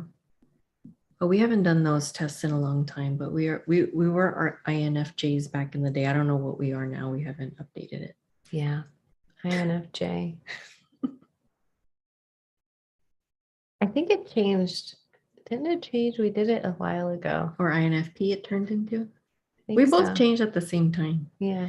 But yeah, we've done readings too. I have a friend who does human design readings, which is a fun thing. If you're interested in doing things like that, we can leave her Yeah. information. She's really cool too. Yeah, she's really cool. So you can check her out. She's really not expensive. She's in Canada. She'll meet you on Zoom. And like, it's really fun to do if you have a family and you want to know, or your partner, and see how you connect or why your design is the way that it is. Yeah. Just need your date of birth, where you're born, like place, and if you have the time would be ideal, but if not, it's all good. But yeah, we'll leave her information. I started to have memories of one of my past lives in my early 20s, but things I would never have wanted to remember. I was a man with a very, very hard life. Yeah, most of the lives we have seen have been hard lives. Yeah. Very hard lives. Yeah, seen pre-birth memories about abortion, about self-aborting out of fear and claustrophobia. Yeah. I wouldn't be surprised if a lot of you guys are INFJs. Yeah. Yeah. Manifesting generator. I think that's what you are. Yeah. I'm a Manny Gen, and Tena is a generator, full-on generator. Full on Hard. My two kids, Buggy's a generator and Julie is a Manny Gen too, right? yeah. I thought it would be opposite. Yeah. It's interesting. It is. Gematria, yeah, I just never gotten into it. But yeah. Which one? Oh, really, Chloe? Well, you have a whole bunch of INFJs here. Melissa says, I think I tried to get out in the womb. Then again, at birth, I can't prove it, just an instinct. I also think I maybe turned off my clairs because it's too dark here. That's possible. A lot of people turn off their abilities because they just can't. I don't know if I turned off, but my face turned off.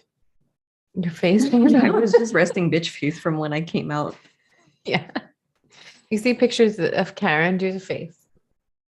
Which one? That one. Yeah, I'm sitting in a baby chair. Like,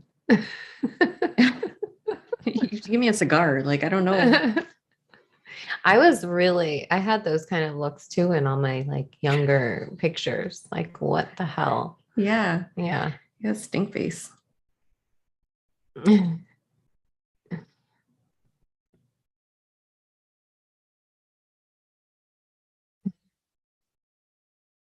Methods lack curiosity. Yeah, I do. Yeah, so we also have to think about that kind of collective consciousness that we're dealing with and how far along. I mean, if you could think about the people in your life, and I say this all the time, like, can you imagine talking to them about a soul trap or how to get out of here? Yeah. No. I can't talk to them about regular current events. Right. So imagine talking to a stuck Earthbound like that. Like this is we have to like work with what we got here. Ever notice how people don't tend to remember easy, wonderful lives? Yeah. Yeah, it's true, because the more traumatic it is, the more it sticks into your memory. You remember the suffering more than it's because the brain is literally created that way. It holds on more to the negative experience than it does the positive. And that's why it takes so much rewiring to reprogramming when we're like healing and awakening. It takes a lot of effort to reprogram the brain because it's literally wired to hold on to the negative more so than the positive. Present. Totally. But I think I'm better now. A lot better.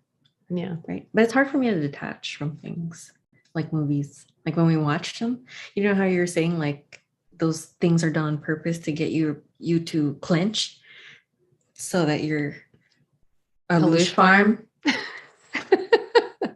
I'm a leash farm when it comes to movies, so or watching TVs or TV shows. I think we're all artists to a certain degree. I didn't know that I could paint a little bit. Tina paints. I want to show them. I mean, we're not going to say put an artist in our name, but but I think it's really good. I think it's upside down. Yeah. Oh, sorry. This way? No. This way. Okay. Yeah. Is it done? No. Okay. Well, I'm just saying it's good. I like to write poetry. I never would have like really thought of myself as a creative. I was really creative when I was young. I wrote a lot of poetry. I used to love to write poetry and write and things like that. And then I kind of like lost it. Yeah, I remember your aunt showed you your little poem that you wrote her. Yeah. Cute. Yeah. So I mean, yeah, I was in the Gazette. Child. They published my poem. Hey, I made it into the newspaper too for my drawing. See, we're so good. Yeah. Yeah. So artists, like I guess we're all, but I mean, probably not as professional as you guys, but, little Gazette things. But yeah, I think we all have, this is the thing, like getting into that creative spark inside, really knowing what our passions are so that we can express the creativity to make better. It heals us, it heals others, it's all the things. There are some good things about the earth, about being here. Yes, it's a trap. Could be. Sometimes it's not a trap for others who aren't even aware of it. They want to come back here. It's all everything. For us, it's like we kind of know like what trajectory we want to be on. That's our path, but it's not the same as Aunt Sally or something. Aunt Sally. Yeah. But yeah, I think we also attract like, artists or creatives and intuitives, INFJs, obviously. Yeah. INFPs. Yeah. I don't know how to say it. Is it Michaelion? How do you say your name? Michael Lyon? Michael Lyon. Ooh, classical guitar. Well, that's cool. Poetry and essays, good photographer. Yeah, I used to really love taking pictures. I was not a photographer in this. I was an Instagram. But I was everybody's photographer too. Yeah. I was the picture taker. Yeah, because they used to get so mad at me. Oh, well, not for that. I took the camera because you know how people take pictures? I'll show you. Sorry. There's all that space. What is that? Yeah, there's no like facial perception. People don't have it. No, what is that? It's weird. Do you guys know what we're talking about? It's just like cheese.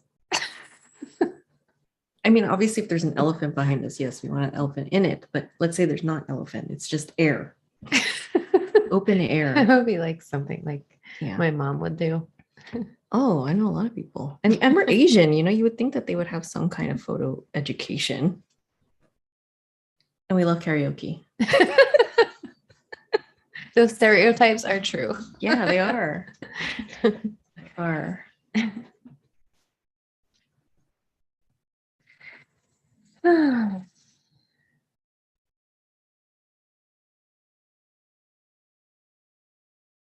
Are we centered? Sorry. I messed up the whole. Tupac said, "My only fear of death is coming back here reincarnated." I guess he knew what's up. Hell yeah. So he probably told Biggie, like, yo, bro. I guess that's why they took him out, right? Who knows? Maybe. Maybe. Do you guys have any? Yeah, people can't see the photo properly. No, they can't. It was like an OCD thing. I don't know. Yeah. Do you guys have any other questions for us? Oh, that was the other thing I want to talk about, which we should make a whole other video on. But it's the law of attraction. Okay, so there's this whole idea out there that if you just focus hard enough and vibrate high enough, that you can manifest all your dreams and desires, right? But it doesn't work that way. It doesn't work that way. That's yeah. We gotta make the real secret. The real secret is that you have to heal all your subconscious limiting beliefs and trauma before you can really manifest in, the way that they talk about. Because most of us are carrying around tons of old belief systems about money and just abundance in general. It's not even just about like financial freedom or money or things like that. But, if somebody wants to win the lottery, say, and they do, what happens to most people who win the lottery? They lose it all within a couple years. Why? Because they're still operating from a lack mindset. They haven't healed that. So they're either going to just spend it all really fast or hold on to it really tightly, and neither way is good, but usually they end up losing it. So the only way to get true abundance in your life, meaning feeling abundant, whether you have a lot of money or not, you can still feel abundant. I feel abundant living in my 1-bedroom freedom apartment because I do, it's mine. And I don't have to answer to anyone. So, there's a lot of work that needs to be done in the subconscious, right? Like getting through, are we good enough? Do we value ourselves? Even if we were to receive a whole lump sum of lottery money, do we feel worthy enough to even have that money? There's so many things that come into play when it comes to the law of attraction and manifesting. And it makes people feel bad about themselves when they can't manifest what they want. And this is because they're not doing the healing. The healing's not being done. It's not their fault. It's all of these old limiting beliefs that are in the way. Absolutely. Right? No, totally. 100%. Yeah. And if you guys haven't checked out Karen's series on abundance, you should do that.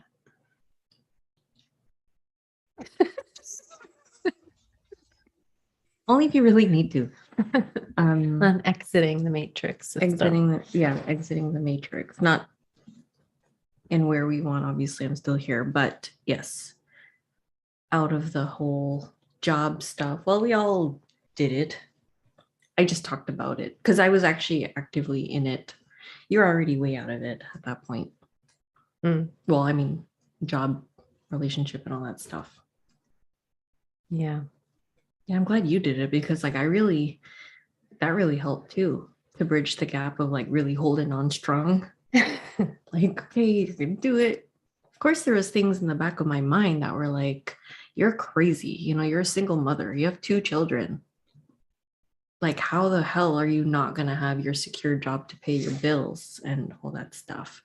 But yeah, I let go of everything. I even filed for like consumers, whatever, like kind of like a bankruptcy thing beforehand. Like I gave up everything, my credit score, my beautiful, immaculate credit score.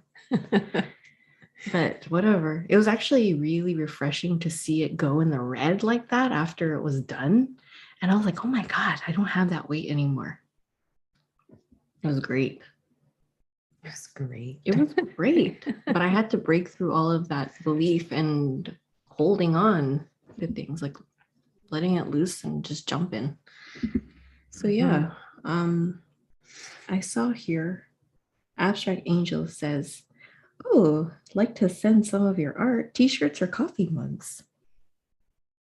I love t-shirts. We made our own Oh. t-shirts. Yeah, we made these t-shirts.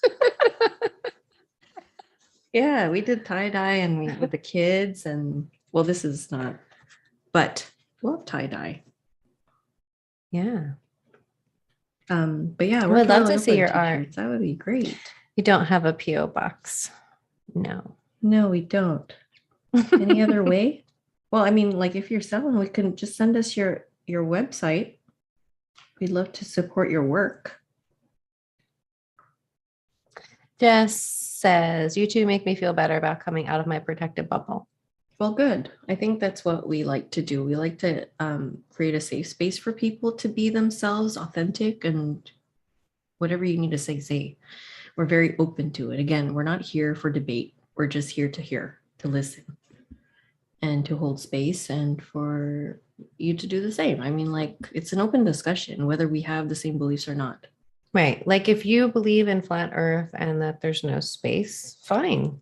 Yeah. But don't ridicule us because we're undecided. Yeah, like make a choice now with my finger gun. Like, okay, relax. Relax. Go find the door.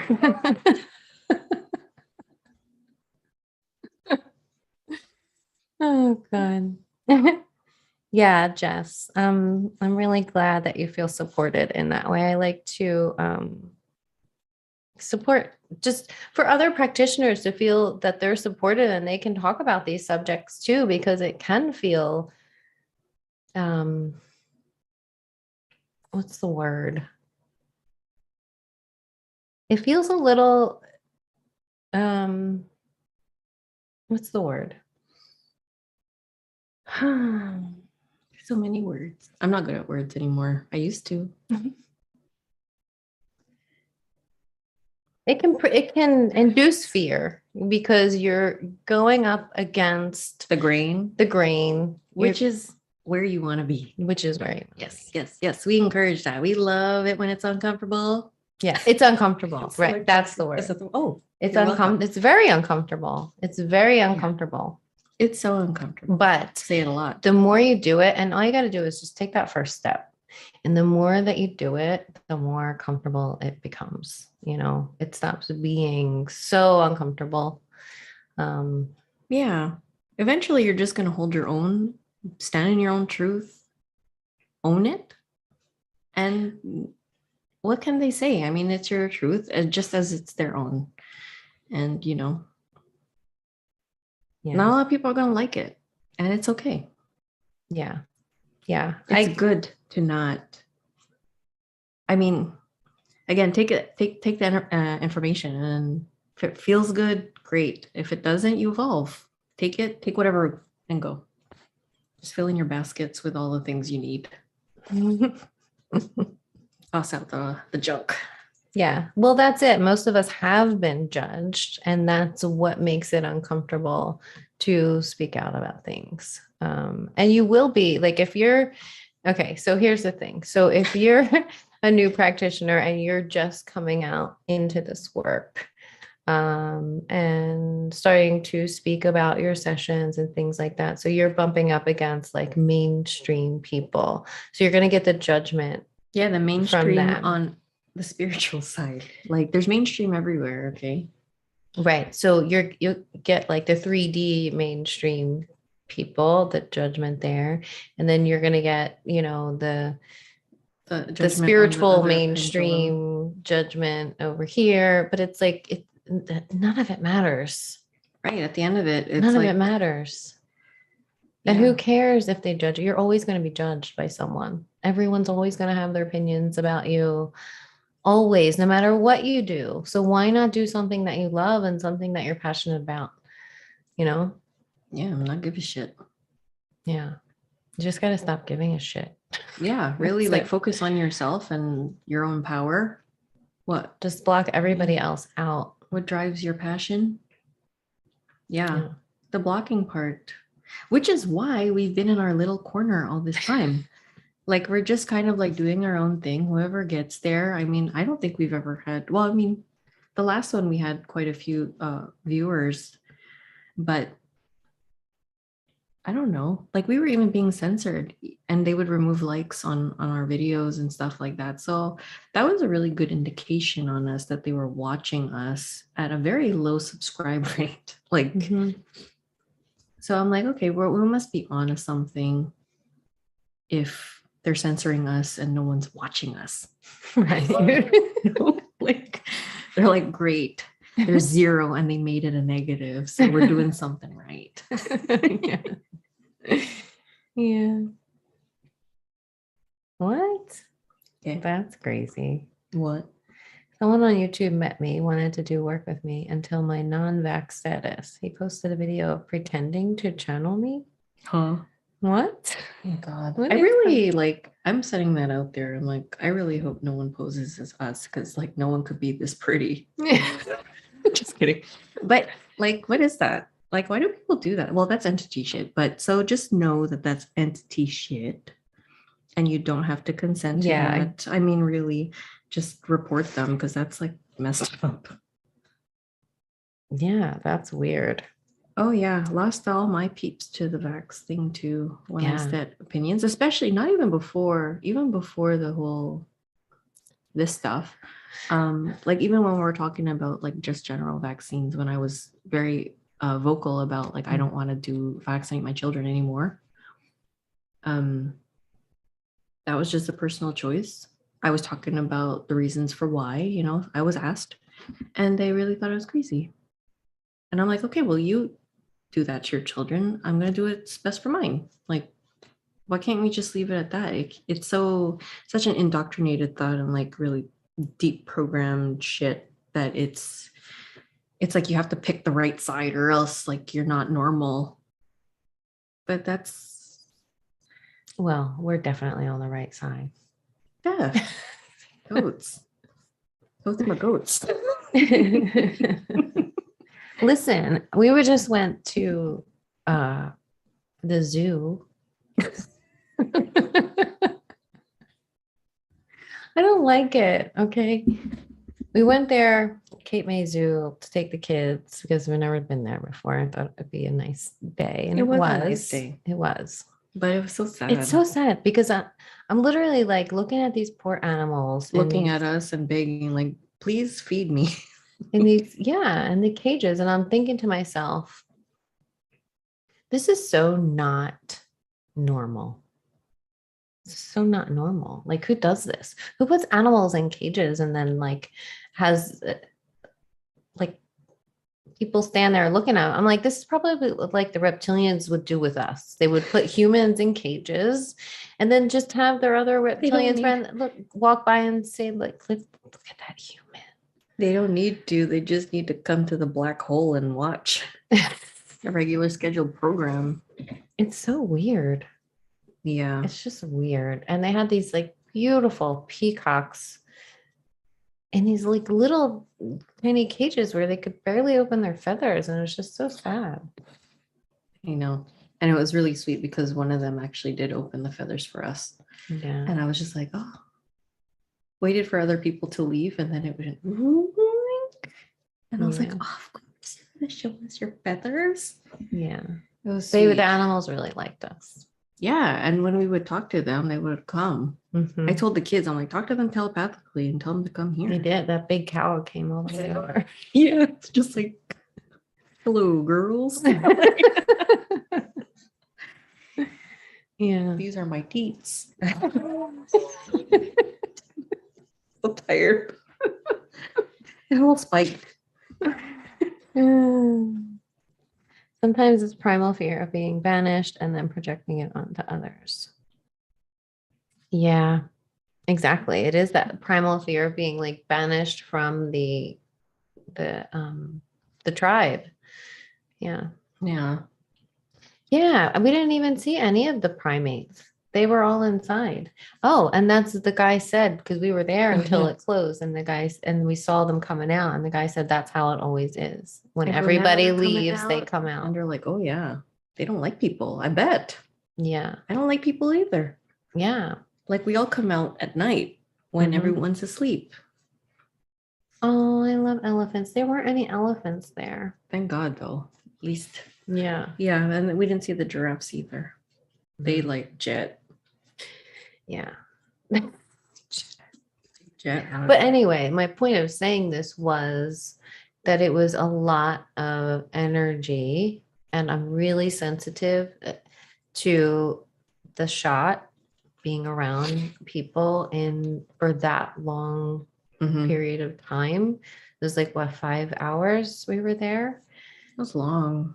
and Long for us. I wasn't able to move for 2 days after that. Like that's Yeah. how sensitive my body is to it. And in the beginning I just thought it was a coincidence or something, but after a while you start to notice the patterns. And I think it was you, Sam, that said that you feel that too, like those physical symptoms. Mhm. Like it's really, they've almost weaponized people, and it's just so crazy. Yeah, and it has caused like some of the biggest division, like Totally. between vaxxed and unvaxxed. Yeah. It's just crazy. It's different in Canada. Well, the division is very clear, but people are still wearing masks. Not like a choice. They're just, I'm pretty sure if they even removed it, that people would still wear it because they're so like, again, Mm-hmm. Yeah.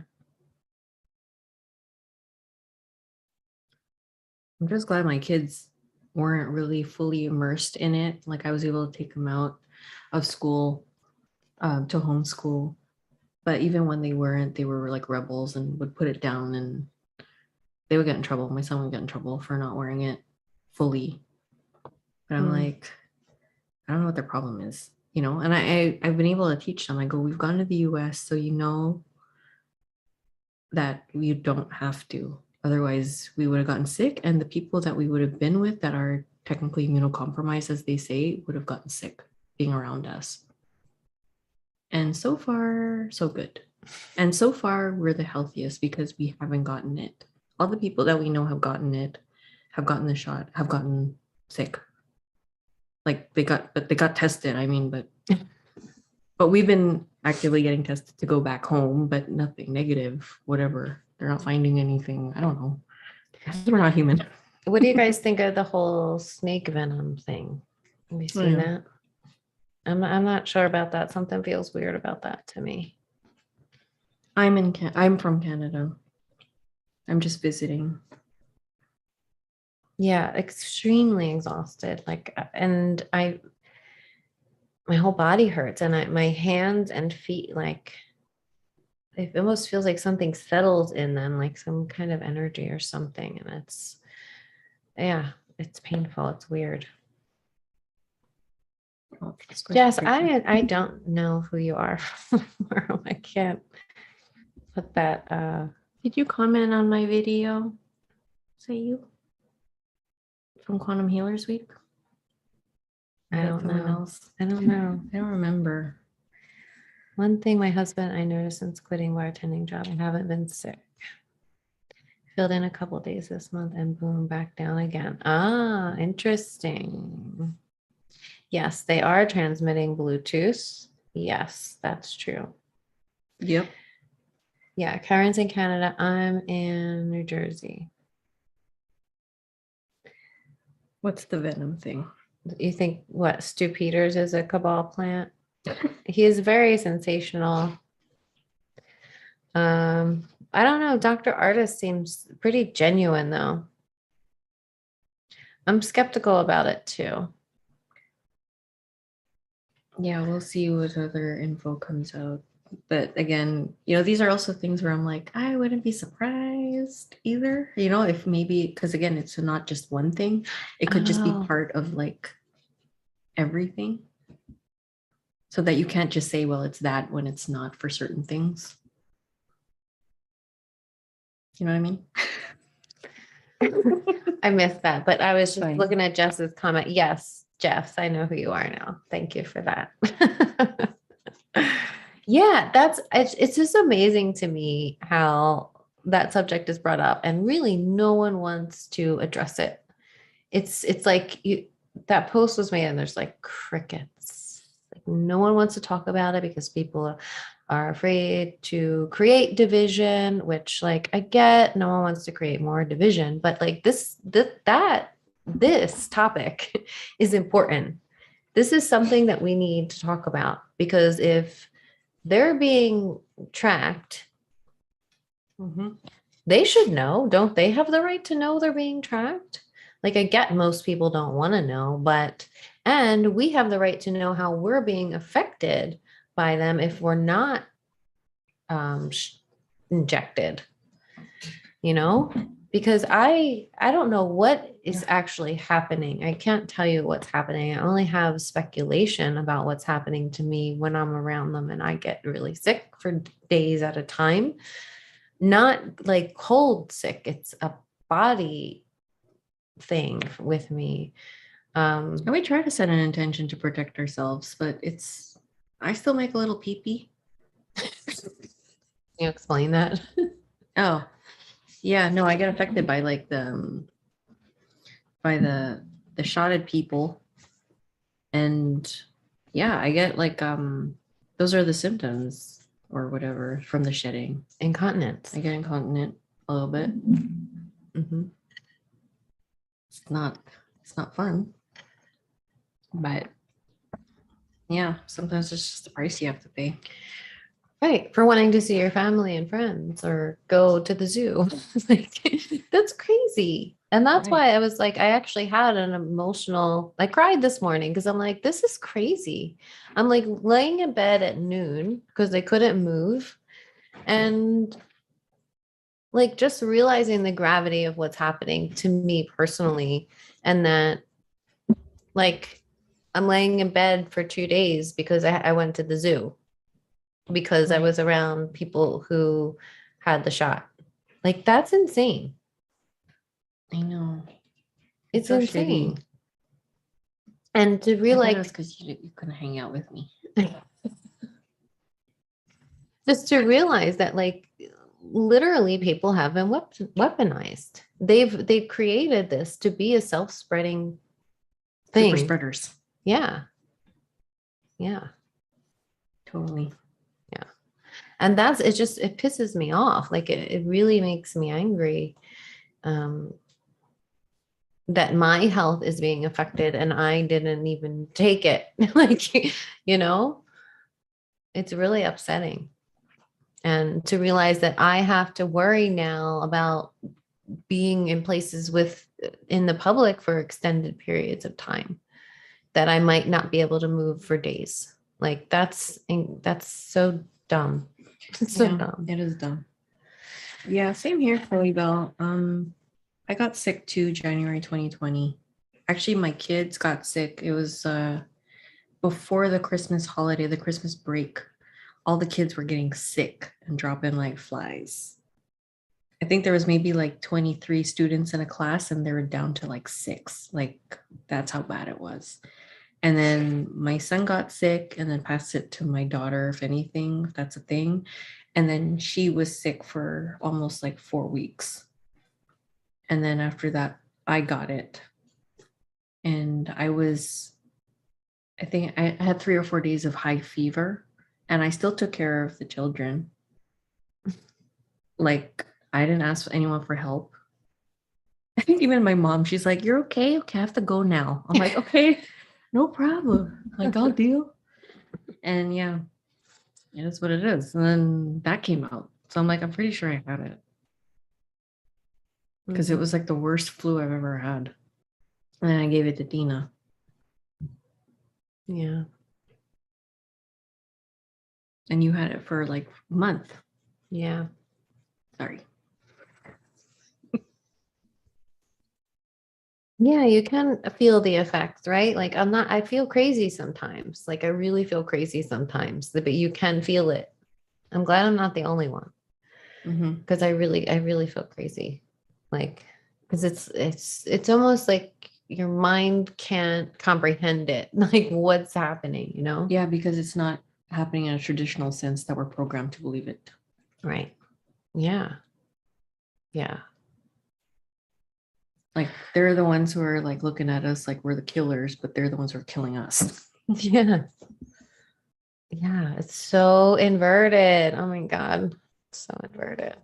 Yes, this world is. Not the body. Yeah. Oh, well, thank you.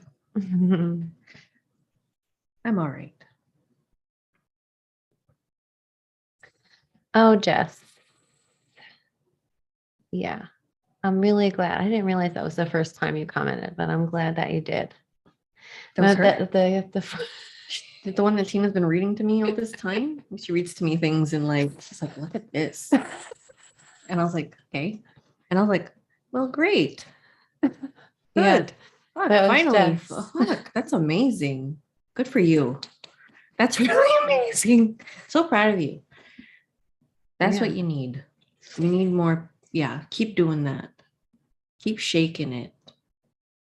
Right. You're there. You're a practitioner, so you're allowed to share your experience and you're allowed to question. And if you get crickets, Tina will answer. I do usually support the people who get crickets. Yeah, I'm not on the forum, so I don't really participate in that. So Yeah. No, I'm really I'm not glad the that you practitioner. shared that, Jess. No, that's great. No, I love the follow-up that your comment created from that. That was really good. Yes. Amen. Yeah. No, it's good. I mean, like people need to get used to that there's other trains of thought out there, not just the one track blinders. We saw blinders today. Blinders. Like open up the blinders and just freaking look at the whole picture. Not everything's gonna fit. Spiritual people are afraid to approach this topic, the Bluetooth topic. It's dumb. Why? Why? What are you afraid of? Because you got it? Even people that didn't get it are afraid to approach this topic because I think they're afraid of offending people who did. Can I make a comment? Is this the same one that we talked about earlier? Well, that whole comment about, well, the higher selves are not, no, I believe more in the higher selves, not the people or the humans. And I'm like, what the fuck are the humans? Higher selves. They're like, what is that? Like, it just didn't, the mouse was like on the wheel and it was like, okay, wait, maybe I'm missing something. But I'll believe the higher selves, not the people. Yeah. How does that even, how does that even? Well, again, it's a programming. Right. It's another programming. It's another programming to believe the higher self over the human because we're just little measly humans. Right. Because we're beneath the highest inner wisdom. Yeah. Right. Gotcha. Right. So that's an unhealed person though. That's an I would unhealed, like to say. that's an unhealed person because a person who is truly healed is embodying the higher self. That higher self wisdom is coming out of your mouth and onto the page. Right. Like what's her name's? I can't say her name, but you know the response I'm talking about who responded to that. That was her higher wisdom talking. It wasn't, just her human. Like these ideas, this again, it's the separation of human and higher self. There is no separation. No, there isn't. That's the thing. And practitioners need to teach that. I think that's their sense of duty. No? Yeah. Or they could just do the meat and potatoes lives and that's it.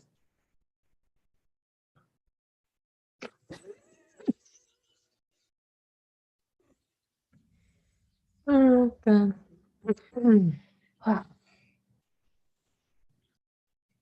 I hope you participate more, Jess. Yeah, you should.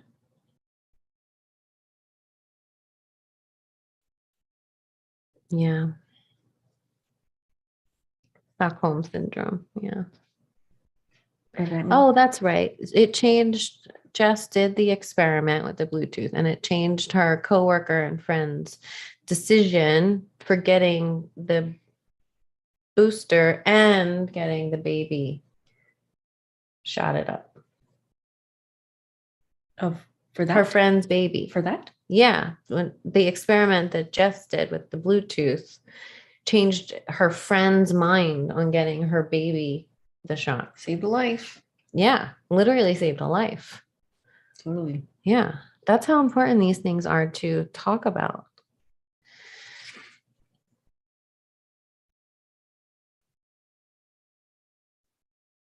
Yeah.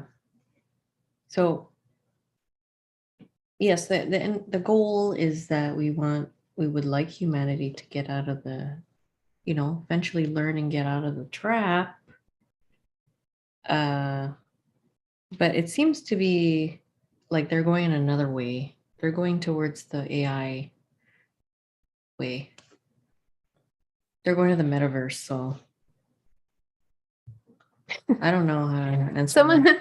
Someone commented too and said, like, why do you care if humanity's being overtaken by the Greys if you're not going to come back? And my answer to that is, well, I care because I care. Well, I care about humanity, and two, we have kids that we're leaving behind, nieces and nephews that we care about. Like a lot of kids, and they're going to be here to carry on their lives. So we care about them. Yeah. We care, I think We just care. And it's not, I don't feel like it's humanity. There's nothing wrong with humanity, and I think this would actually be a not so bad place to incarnate if it wasn't invaded and inverted. It wouldn't actually be so bad. If there weren't all these, entities at play that took it and inverted it into something that it was never meant to be. So I think humanity generally, most people are good. I think most people are good hearted, and that without the inversion, that this could be a really beautiful place. I used to feel almost like obligated to help make the change or obligated to help awaken people. And I don't feel that anymore. I feel that, humanity as a collective is going to make its own decision. And there's not much we can really do about that except for stand in our own truth and lead by example for anyone who's, wants to walk beside us. And if they don't, then they don't. Yeah. They take their own path. Everybody takes their own path. We have family that we love that, they're on their own path. And if, humanity does end up going down that path of AI and transhumanism, that's what it is. Then that's what it is. I don't know what the effect that would be on the spirit, but there's this idea in the spiritual community that it doesn't matter what we do in these physical lives. You can take the shot, you can alter your body through transhumanism, you can do all these things, and it's not going to harm your soul because you're divine. And that's just not true. It's just not true. Right. The choices that we make here in physical form, there's no separation between physical and spirit. Like it's all energy, right? So the choices that we do make here in physical form do have an effect on our soul and spirit, because what we've seen is based on choices made, these souls can actually become degraded. Mm-hmm. And traumatized and fractured and split, and it goes on and on and on, the extent that a soul can be damaged. So the choices and decisions we make here in the physical absolutely do matter to you know, our soul and spirit. Totally. So, yeah. And then, you know, that article that we saw the other day, it was like about the metaverse. Did we talk about that on here before? I think we have. Or we Yeah, mentioned it. about Yeah, the- yeah, we did. About getting putting your consciousness into the metaverse or whatever. Which is Forever. forever. Which confirmed what we saw. Yeah. The trapping. It's another soul trapping system. Yeah. It's a trap within Even a trap. deeper. Yeah. Yeah. If crazy. like if this is not it, then we're definitely gonna get you here. As we all know, people like things that are shiny. The metaverse is shiny and new and fast. Yeah. Mm-hmm. Absolutely. Yeah, my problem too is that people are being lied to. Like, it's just a whole narc shit, like the whole operation. Oh, there's Yeah. a lady said, thank you. I think it's a lady. Oh, bought the zapper today. Thanks to your experience with it, and we'll wear it. Wouldn't have to be around a lot of us. Oh, that's actually a good idea.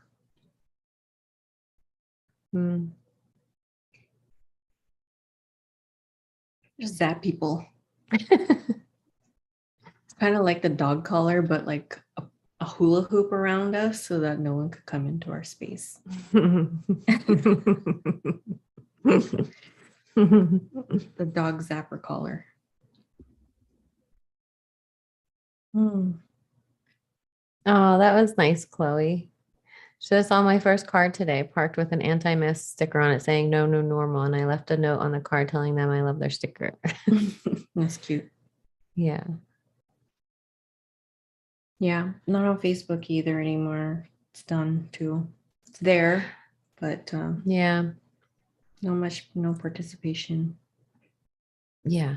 My Facebook is there too. But I don't know. Every time I open it and see the word meta, like it just It's withdraw. like you feel like as if you're consenting to some degree by opening up the app or something. Yeah. And this is the first time like I haven't opened it in so long. It's like, Tina, you have 125 notifications. I'm like, I bet. I don't care. There's really nothing important there. Yeah. Meta means death. It's just, yeah. Yeah, the ball and spikes idea. I think, what do we see about that Bluetooth thing? It's 20 feet. So you have to be within, 20 meters. 20 meters. 20 meters. So It's like 65 feet. Yeah, you have to really be away. Right. So if my phone is here and a person is 65 feet away from me and I'm picking up their signal, that means I'm picking up my body's picking up their energy from 65 feet away.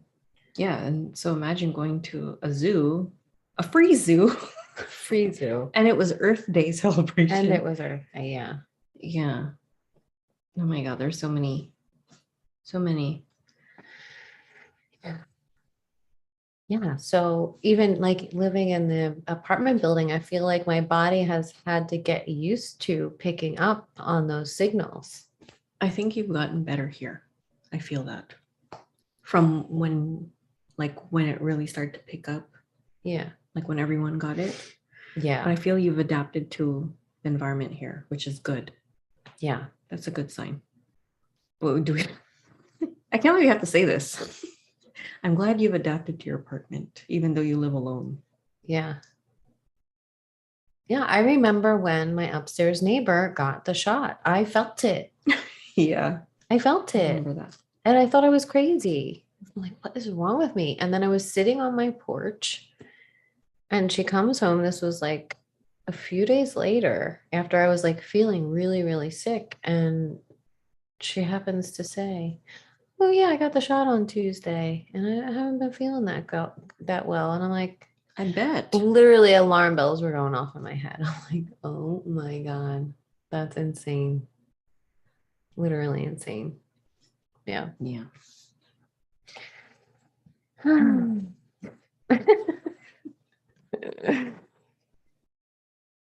Well, do we have anything else on our list of things to talk about? I think that was it. Every time I look down and I see my face, I don't look good. What? No, like my resting face is not nice. Yes, it is. You'll see the playback. Yeah, we're gonna do a whole video on healing from like not just chronic pain, but chronic pain and detox, energy work. But yeah, someone Just asked healing. us what we did for healing for ourselves. So we'll do a video on that to answer. Majority of my healing is on the YouTube. So I keep saying that. Maybe we should make a playlist On of the all my YouTube. crap. Yeah. I have a lot of things in there where I talk about like mental, mine is more mental. Mm-hmm. Right? Still is. Well, mine was mental like years ago. Yeah. When I first started waking up and I had to reprogram all Thanks, of that Yam.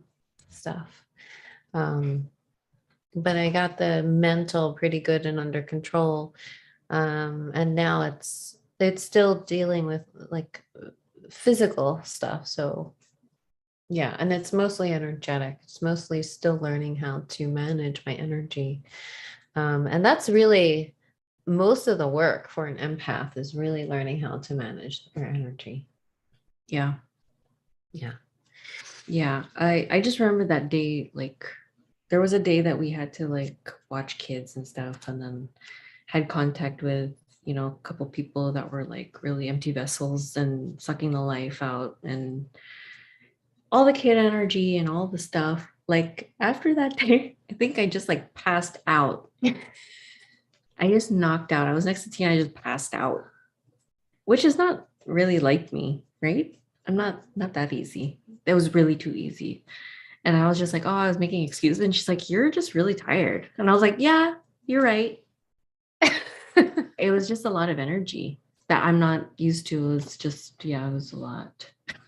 And just thinking of that day, do we have to do that again? Mm-mm. Okay. I have to prepare myself. Yeah, because if you didn't know, Tina used to watch kids before she did this full time. Mm-hmm. So we were like she was surrounded by kid energy all the live long day. Yeah. And healing herself. Yeah. Healing herself actively Actively physically. detoxing while Oh, watching God. like all the kids. I don't even know how you I did don't that, know but how I I did think that you were just either. holding it because you're still in fight or flight at that time. And it was only until like everything left and you went in this full time, and then all the kids stopped coming because pandemic happened. So things had to move.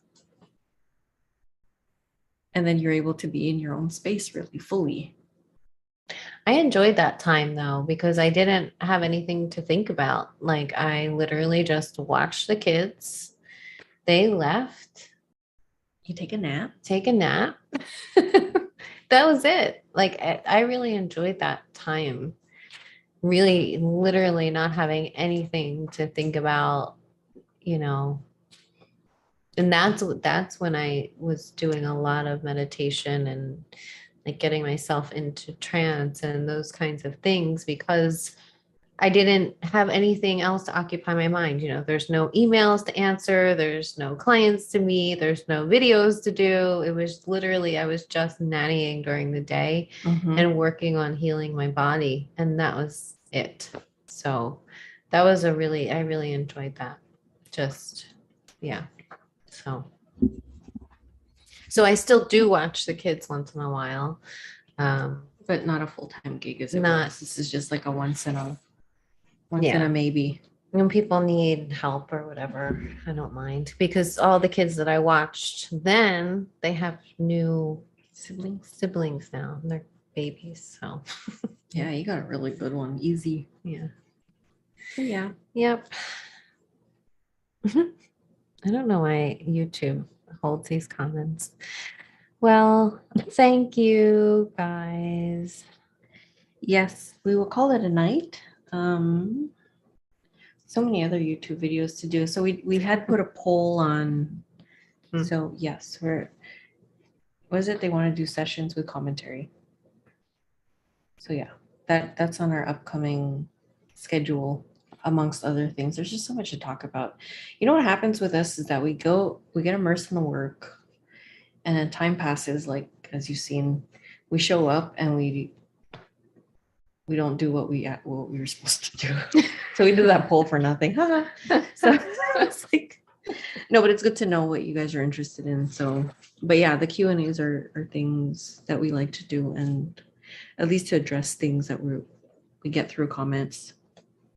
Yeah, But and yeah. I appreciate that you guys want to hang out with us. That's really cool. Yeah.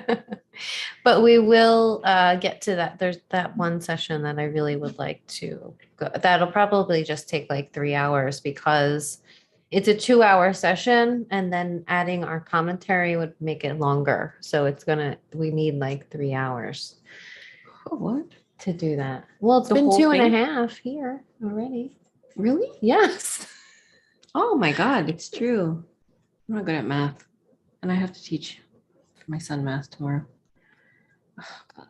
Okay, well, thank you so much, everyone, for showing up tonight. We appreciate you coming on and for holding the space with us and openness to discuss our current events and all the things. If ever you guys want to come on again, we'll let you know. We'll let you know in the community stuff. While you're still here, please like it if you want. Because people have been asking, like, when do you guys go live? I want to come on. We're like, yeah, we were thinking, but we don't schedule anything. No, we don't. We don't work like that. We don't function like that. So that's just something you're gonna have to put your notifications on. Yeah. I don't know if you get community notification. Do you get notifications for the community? I don't get notifications for anything. I turn it all off. Oh, sorry. Well, not even for stuff. I try to give you like at least an hour. Like whoever shows up, shows up. I mean, like you'll see that if you missed the live or not. It's not really a big deal. Yeah. Because like we encourage people to just comment on the video, and then we'll answer the questions there. Or if we feel like it's a recurring thing, then we'll bring it up. Yeah. We want to start a Telegram group too. Yeah. And eventually a Patreon down the line. Just, it's not a big thing. But yeah. Just for a place where people can talk like when openly, we're not like, without being, and also we could do hop-ons like for private Zoom calls or something like that, like within community or something where we can speak uncensored. Yeah. Yeah, that would be nice. Mm-hmm. So these are just ideas. So yeah, we appreciate you all. Thank you again. I said like, no need to subscribe if you don't want to, but we like likes. I like likes. Okay, time to go to bed. Good night, everybody. Thanks so much for hanging out with us. We'll see you next time. Yeah.